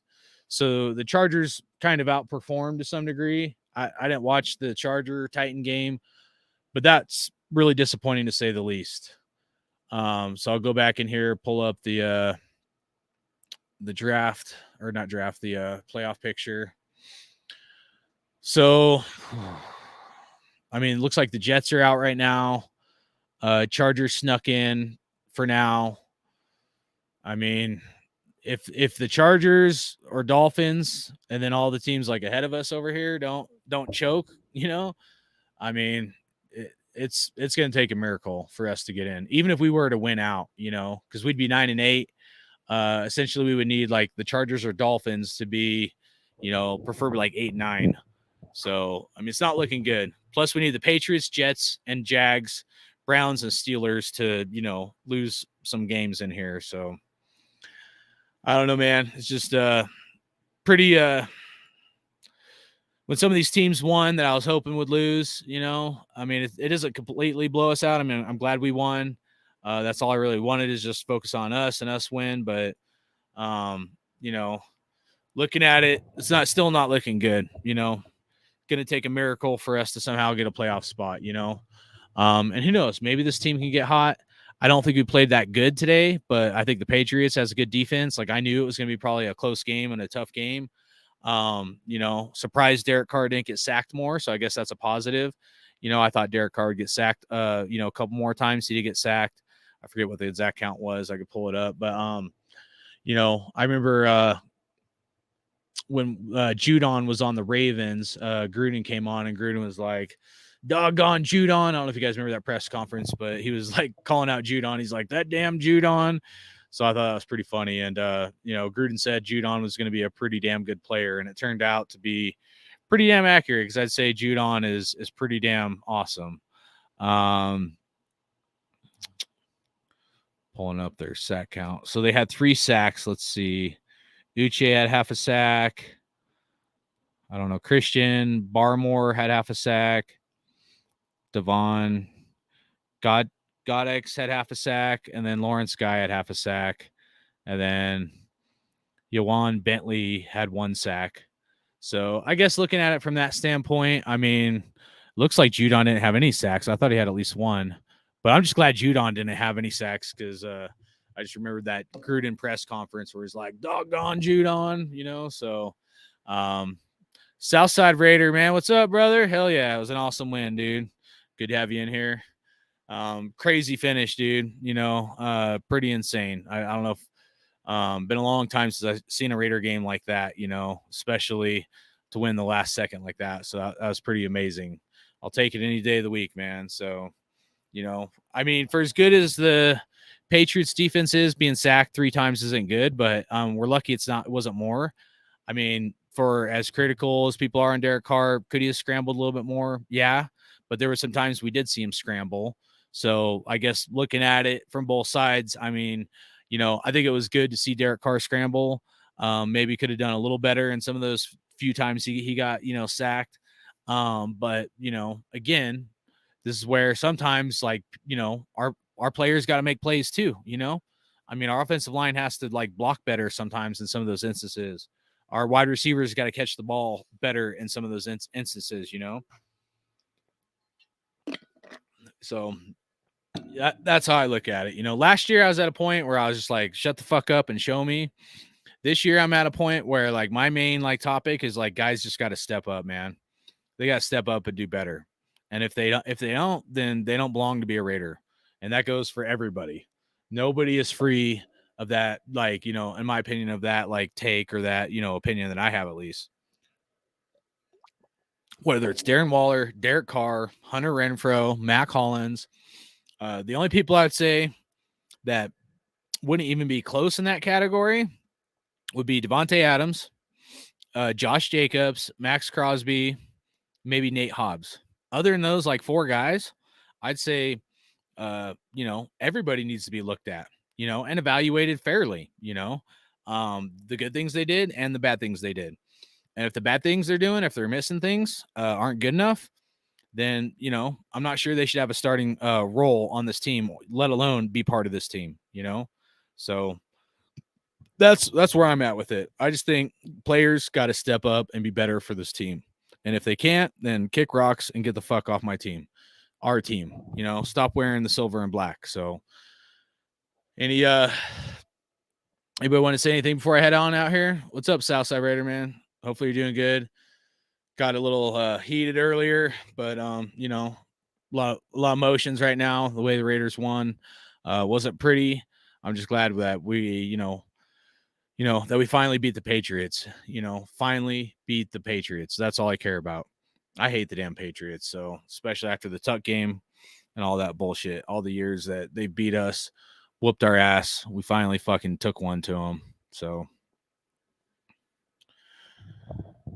give it a minute here. If anybody wants to say anything or got anything to say, then I'm going to head on out.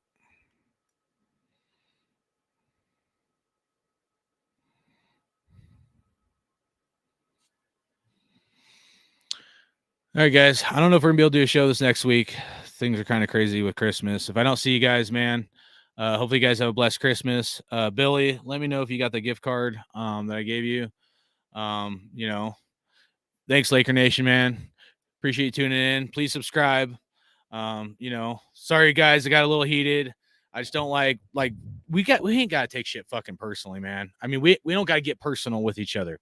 Whether we agree, disagree, fuck that shit. Everybody should be able to be men or women. We get along, figure out what's best, your opinion. I would let anybody come on here if they're respectful, but if they're gonna get personal, nah. You know what I mean? So I always try to be fair to everybody and to different sides of every coin. I've had people on the show that completely don't agree with me, and that's fine. I always try to be fair and not be at a point where I'm going to get personal with someone else, because that leads nowhere, dude. It leads nowhere where we're not we're just going to be attacking each other, right? And there's more important shit in life than that. If it comes down to that, I just I won't even do fucking shows, guys. I won't. We have guests on.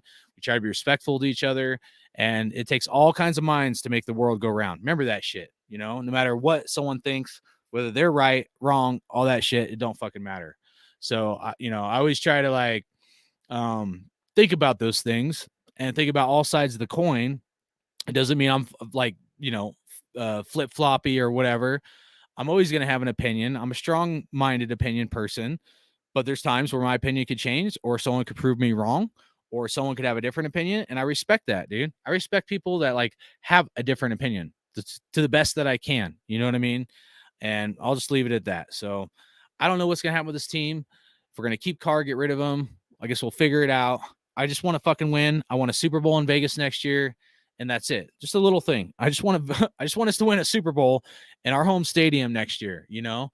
And we got a lot of building to do to even be close to a point where we can be like feel comfortable that like we're growing towards that, you know, plateau or that area that we need to excel at, you know. We're not there. We're far from there. And it pisses me off too, guys. It does. It really fires me up. I think this team should be better. I think we should be doing better.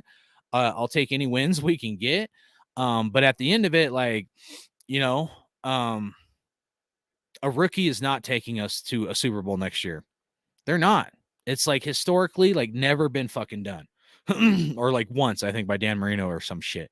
You know, there's a reason why it takes guys, you know, time to develop, you know, even the guys that we have on our team right now.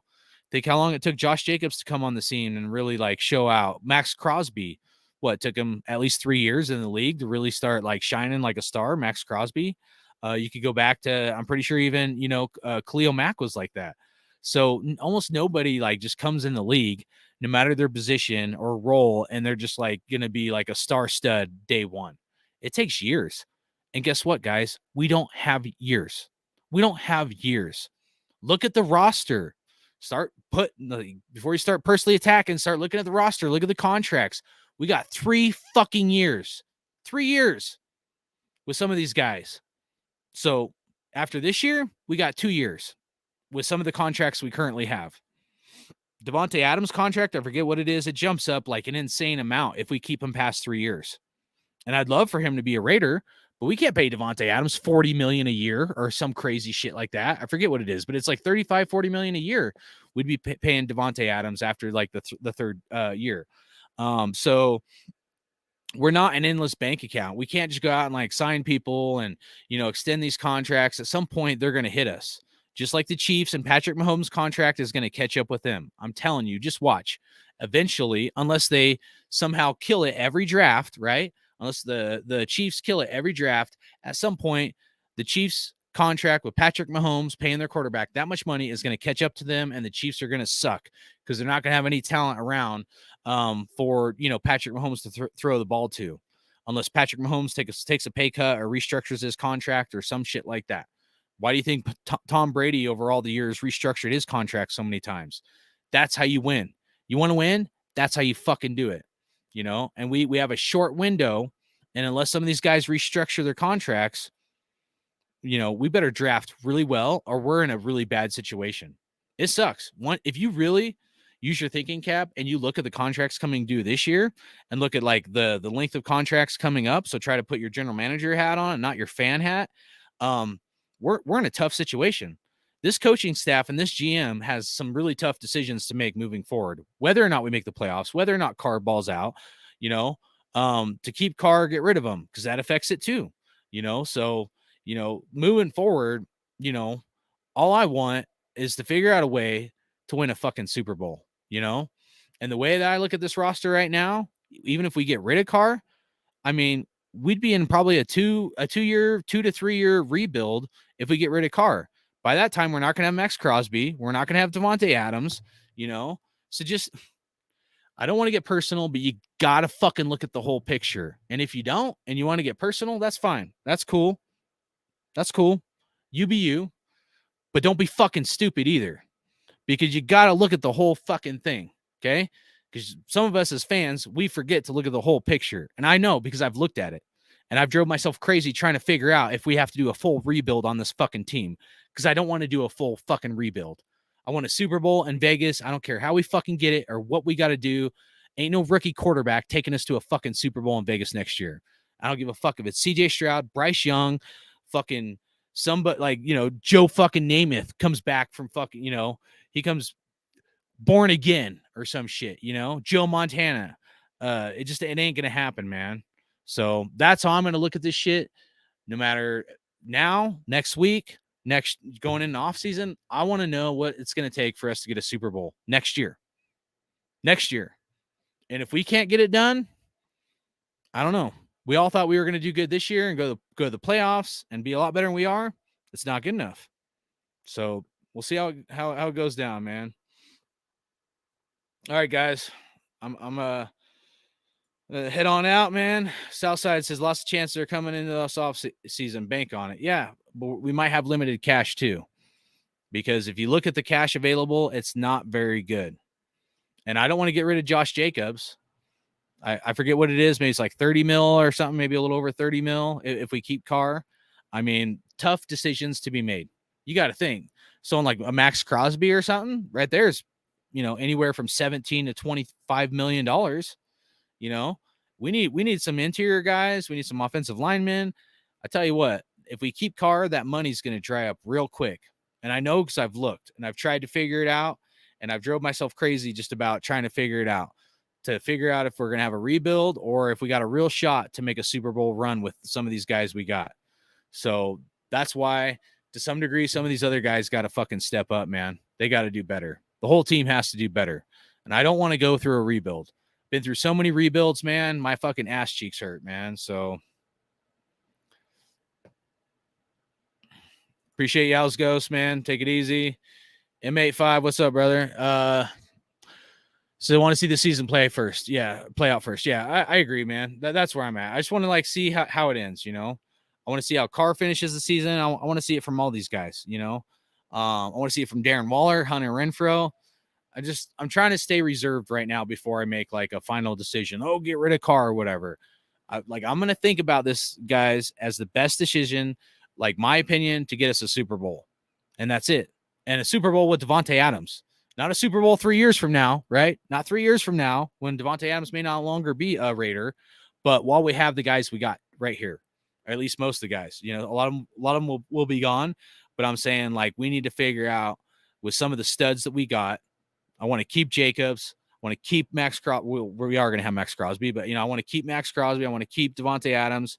And in this 3-year window, we got to figure out a way to get a Super Bowl ring, at least one. But the Super Bowl is in Vegas next year. There's no reason why we shouldn't be competing for a Super Bowl next year. No reason at all. And whether it's the money or whatever, I don't know. They got to figure it out. Restructure Carr's contract, draft a quarterback, fucking something, dude. But getting Tom Brady and thinking he's going to take us to the Super Bowl, I'm not on that train. I mean, I thought about it. I thought it might work. Dude, that dude just looks so fucking terrible and old, dude. He's just, maybe Tom Brady 2 years ago, maybe it would have worked. But Tom Brady is just, he's not going to do it. Jimmy G is like a swap for Derek Carr. They're about the same, unless you're getting him for a killer discount. I mean, all those scenarios, they don't work. They just don't, So it's like, well, fuck, I'd almost rather keep what we got, but figure out a way where Carr's contract gets cheaper and we get some talent that we need on this team.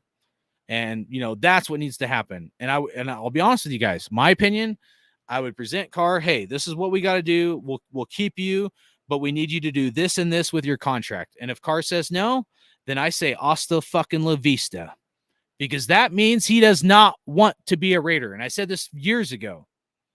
That would mean that Carr does not want to be a Raider. If he wants to be a Raider, he'll be a leader and he'll do what's best for the team. If he doesn't, then he doesn't really want to be a Raider. And it's all fucking bullshit and, lip service fucking podium talk. So you put him in a spot, you put the ball in his court, and you say, you want to be here? You're going to have to do this with your contract. And if Carr says no, then we move on. And you know what? I wouldn't be mad at that, because at least we gave him the opportunity. And if he didn't want it, well, then I say, all right, you be you. We're going to move in a different direction. And you can't hate that. And if Carr thinks that, he should make the same amount or whatever, or he, feels that it's best for him to do that, then, you can't necessarily blame him. But again, he said he wants to be a Raider for life. And if that's his opinion, then he's got to show it. And if he doesn't show it and prove it, then we know where his colors really are. And they're in the green color, not in the silver and black. And that goes for any fucking player on this team. Josh Jacobs is the fucking heart and soul behind this team. We could have an average, mediocre quarterback, and they would do almost as good as Derek Carr. Almost as good as Derek Carr with Josh Jacobs and some of the other guys that we have on our team. That's just the facts. Unless Derek Carr really steps up. So Raider 7528 says this would be the first rebuild with a legit GM. Yeah, I mean, I don't know. I mean, what did you say? Reggie McKenzie was a legit GM? Because Reggie McKenzie fucking sucked. Who was the dude? I always forget the cornerback that we got in the first round. Who the fuck was that guy? He had like the stomach problem or chest issue or some shit. But the first guy that McKenzie ever drafted ended up being terrible. So it was like Hayden. Who is it? DJ Hayden or something like that.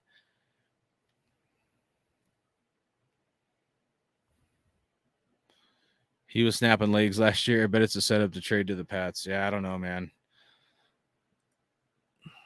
I want to see improvement from the coaching staff. I do too. DJ Hayden. Yeah, that's right. Yeah, heart problems. And that sucks. He had heart problems, but I'm just saying, like, you know, I mean, you know, legit GM. I mean, and I'm not knocking you, dude. I like your Raider 7528. I'm just saying, like, looking at it, Reggie was supposed to be a GM as well. Okay. Not like a Mike Mayock. I mean, Reggie was supposed to be a legit GM and he sucked. Let's be real. Oh, he got Cleo Mack. That was a hard pick, right? We all knew Cleo Mack was going to be great. Got Derek Carr. I guess for the Carr supporters, they would like that. The non-Carr supporters wouldn't like it. But, I mean, name anybody else that Reggie McKenzie drafted that was worth a shit, you know? Gruden had to flush them all out. And then Gruden drafted, and he failed miserably on some drafts. And then now these guys are flushing out Gruden's picks. So, and that happens anytime you have coaching and GM change. But I'm just saying, like, we're never going to have a successful franchise when they're just flushing these guys out. Some of these guys may not even be being like set up for success to some degree, you know? I'm glad we got rid of Jonathan Abram, but, you know, I'm not sure the Raiders even used Jonathan Abram the right way. However, I do think Jonathan Abram was a locker room cancer, you know, and so I'm glad Abram's gone. We don't need fucking guys like that on our team. So,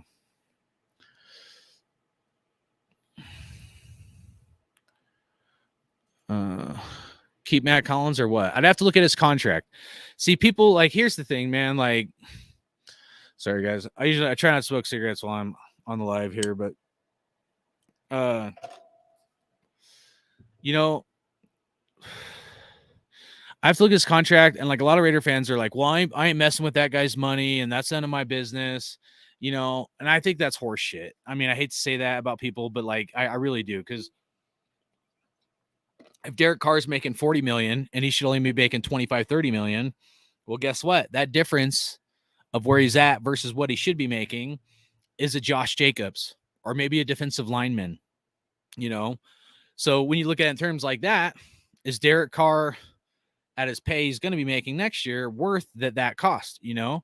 And so like kind of same thing for like Matt Collins is like, is Matt Collins, if he's making 10, 14, 15 mil a year, I'd have to see.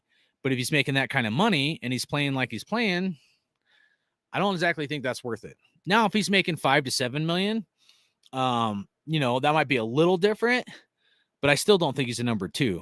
We need two things in wide receivers and the wide receiver room, in my opinion. We have what should be a slot receiver, Hunter Renfrow. We need a burner, so someone like a Tyreek Hill that can take the top off, and then we need someone like a Matt Collins, but that can catch the fucking ball, you know, and run the right routes. That's what we need. And so we got to figure out if Matt Collins is that guy or not. And if he's making too much money for these kind of mistakes, then it's not worth it. It's just not worth it.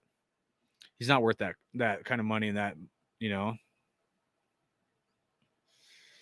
The fuck is this? Getting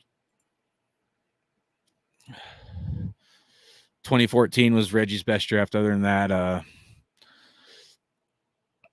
yeah, not good.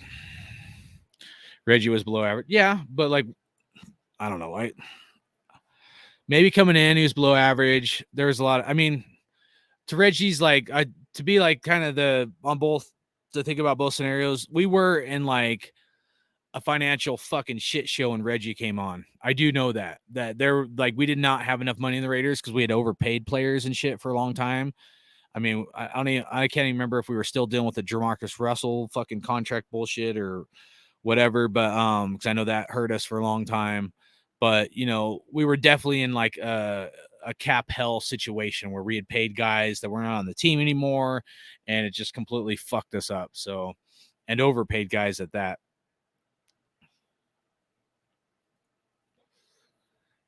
Steven said he thought Gabe Jackson was good for the team when he was here. Yeah, I mean, I didn't dislike Gabe Jackson. Who was the lineman that was Denzel Good that retired? That really hurt us this year, I think.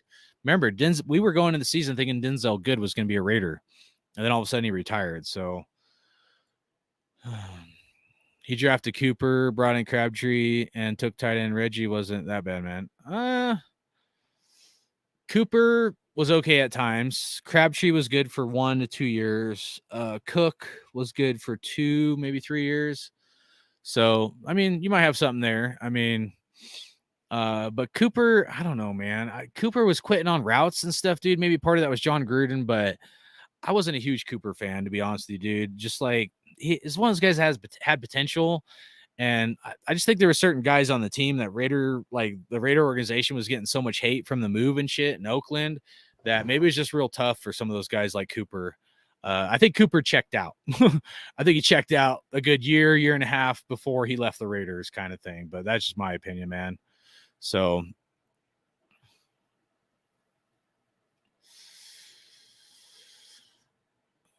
M85 said Gruden's draft set the team back at least 2 years. Look back through the non-development.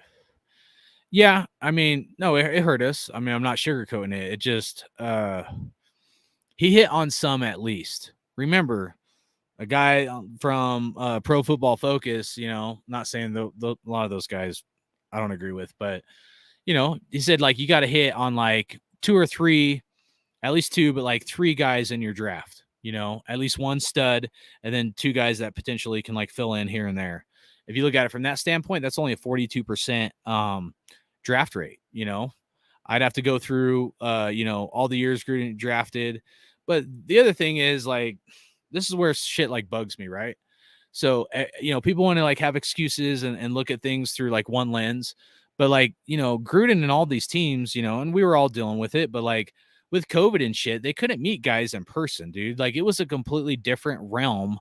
After the first 2 drafts for Gruden, that could have really fucked us. I know Cleve Farrell was before COVID, so you could definitely say that was questionable. We should have got Devin White, but COVID made it, I think, really difficult for Gruden to like, Gruden's the kind of guy where he wants to like see your demeanor, look you in the face, in person. And, it's really hard to like, figure out if someone's a piece of shit or not through just a computer screen. So if you're in person, you can pick up on things a little differently.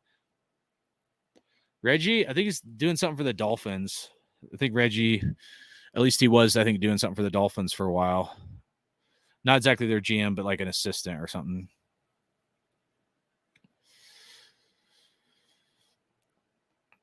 Yeah, so M85 says, Reggie, or I think that's McKenzie, had to clean up Al's mess, RIP, Ziegler with Gruden's. Yeah, it seems like that's how the general manager role always is clean up someone else's like shit show. Yeah, Southside said it. Yeah, now he's now an exec for the Dolphins. Yeah, O-line does need a boss like Incognito. I mean, think about it. Incognito like helped Colton Miller develop, and it seems like since that Incognito has been kind of gone, Colton Miller's kind of almost took a step back. We don't have like a real dog on the offensive line, like a real fiery guy, to kind of be that lead role in our offensive line room. And on top of it, I'm pretty sure our offensive line coach came from college. Like, I don't think he's even ever been an NFL coach. I mean, don't quote me on it, but I've tried to remember back when our coaches were getting hired. And so I'm not even convinced our O-line coach, I mean, they've developed some of these guys, but I don't even think our O-line coach is, that great, and we don't have no depth at O-line, let alone a lot of like some of the guys on our O-line aren't even like starters. We've developed them to be starters. That doesn't mean they're exactly starters, and there's a difference. And we've had to do that a lot on this team. So, yeah, so we'll see. Well, hopefully, you guys have a good Christmas. I don't know if I'll be able to do a show before then. see how the season goes, man. We got the Squealers next, 50-year anniversary of the Immaculate Deception. I'm sure they're gonna pump that shit and try to push the Steelers up, and maybe they want the Steelers to win and the Raiders to lose. I don't fucking know. Should be a good game. If somehow we can like pull off a win, a miracle win next Christmas Eve night, then I don't know. Maybe somehow a miracle could happen and we could beat the Niners, and then we'll see what happens with the Chiefs. I mean, it's a tall order. I mean, we got to play a lot better than we played today.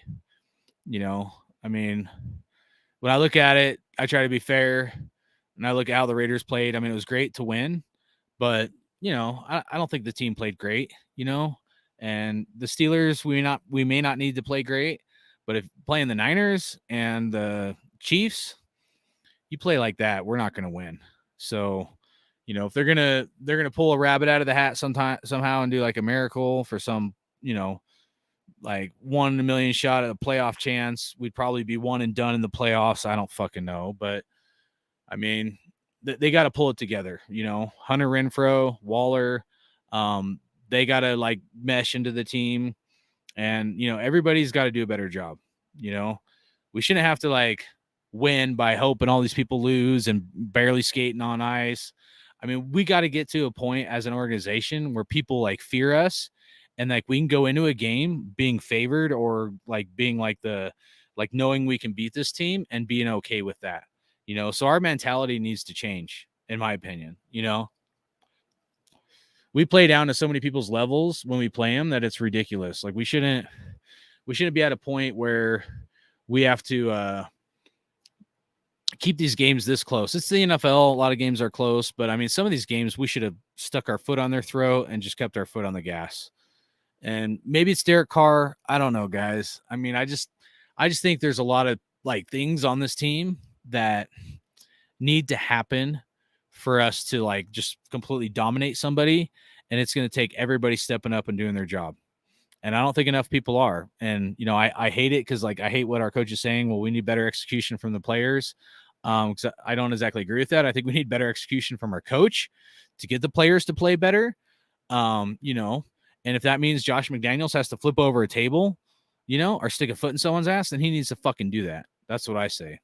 Because some of these guys aren't just not good enough, man. Someone's got to be the fire on this team besides just showing by their actions. Besides Max Crosby, Josh Jacobs, Devontae Adams, we need some other guys on this team that are going to be dogs, And we got some, but we need more. And hopefully they figure this shit out. So the ball touched the ground. On what play are you talking about? M85. Southside said it's going to be a cold one in Pittsburgh. Xmas Eve forecast to be around 8 to 10 degrees game time. Holy shit. I didn't realize that. I usually check the weather on some games, but that's a good call, dude. That's going to be tough. Cold games are tough. What was it? The ice game. I think we had the ice game. I think it was the year before we went to the playoffs and ended up going to the Super Bowl. We had like the ice game in Pittsburgh, and supposedly or probably the Pittsburgh Steelers like made their whole field like a sheet of ice or some shit. Like they sprayed it down with water and it was like an ice skating rink. So yeah, I don't know. Oh, you're talking about the Immaculate Deception, or it touched Fuko. Yeah, dude. That was I wasn't alive then, but watching the film, it's like fuck, man. All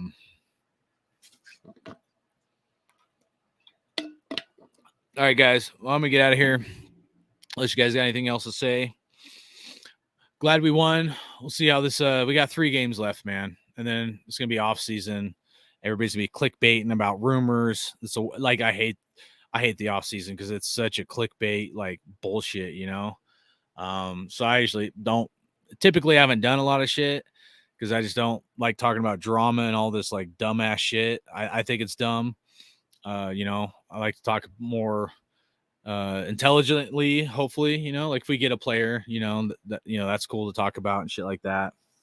I will be looking at the draft, maybe we'll like, depending on how these next 3 games goes, maybe do a show, get the chat involved, see what you guys think, who you'd like to pick up, like position wise, or maybe we'll start with like positions, and then I can maybe do some research depending on what you guys are thinking, whether it's like D line or O line, and kind of look at or whatever position, and look at guys that are maybe going to be available or something like that. I'm going to be looking heavy in the second round. I'll probably look a little more for some quarterbacks that might fall to the second, possibly even third round, because that's one of the key positions that I've been looking at and that I've done some research on. I like offense better than defense. I'm more of an offensive guy, but definitely want to look at deep into some layers to see who might be available at what round, and if those if those guys can really help our team, because we need some studs. I don't think we can get offensive linemen in the first round. We've just done it. Feels like so much. Maybe they would do it, but I mean, we need offensive line, but I'm almost at a point where it's like we need a stud in the first round probably on defense is what I'm thinking. And second round quarterback, third round maybe offensive lineman, third or fourth round maybe offensive lineman. Depending on like how free agency goes.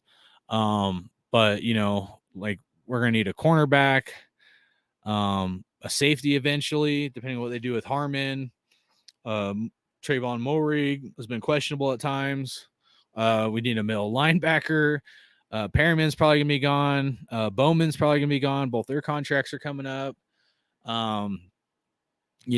Foster Moreau's a free agent. He might be gone. I don't know if we're going to pay. I mean, Foster Moreau is probably going to want $5 to $7 million a year. So we probably can't pay Foster Moreau.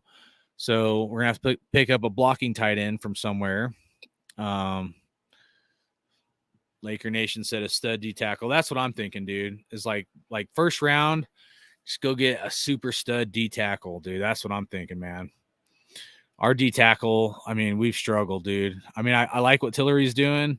But yeah, we need somebody on the interior defensive line that can really make a difference for us, so that's kind of the direction I'm going, yeah, maybe if we were top 5 pick, and maybe if CJ Stroud fell to us, I don't think Bryce Young would. I don't want Bryce Young.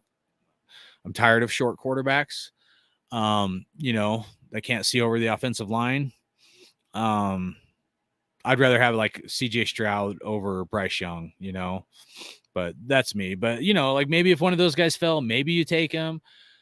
But at the same time, I just think that, like if we do that, we just got to do something defensively. We need somebody that's going to make a difference on our defense. So, all right, guys, I'm going to get out of here. You guys take it easy, man. Let's go Raiders. Raider Nation for life. There's only one nation, Raider Nation. You guys have a Merry Christmas. I'll try to do a show before then. Not sure if I will. You guys take it easy, man. Let's go. Hardcore Raider out.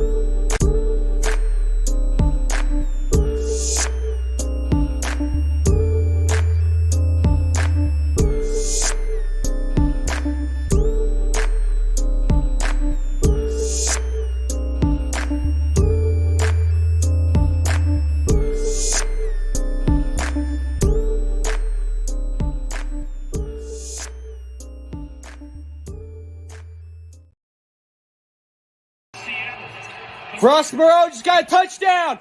Touchdown! Raiders! Boom! Let's go!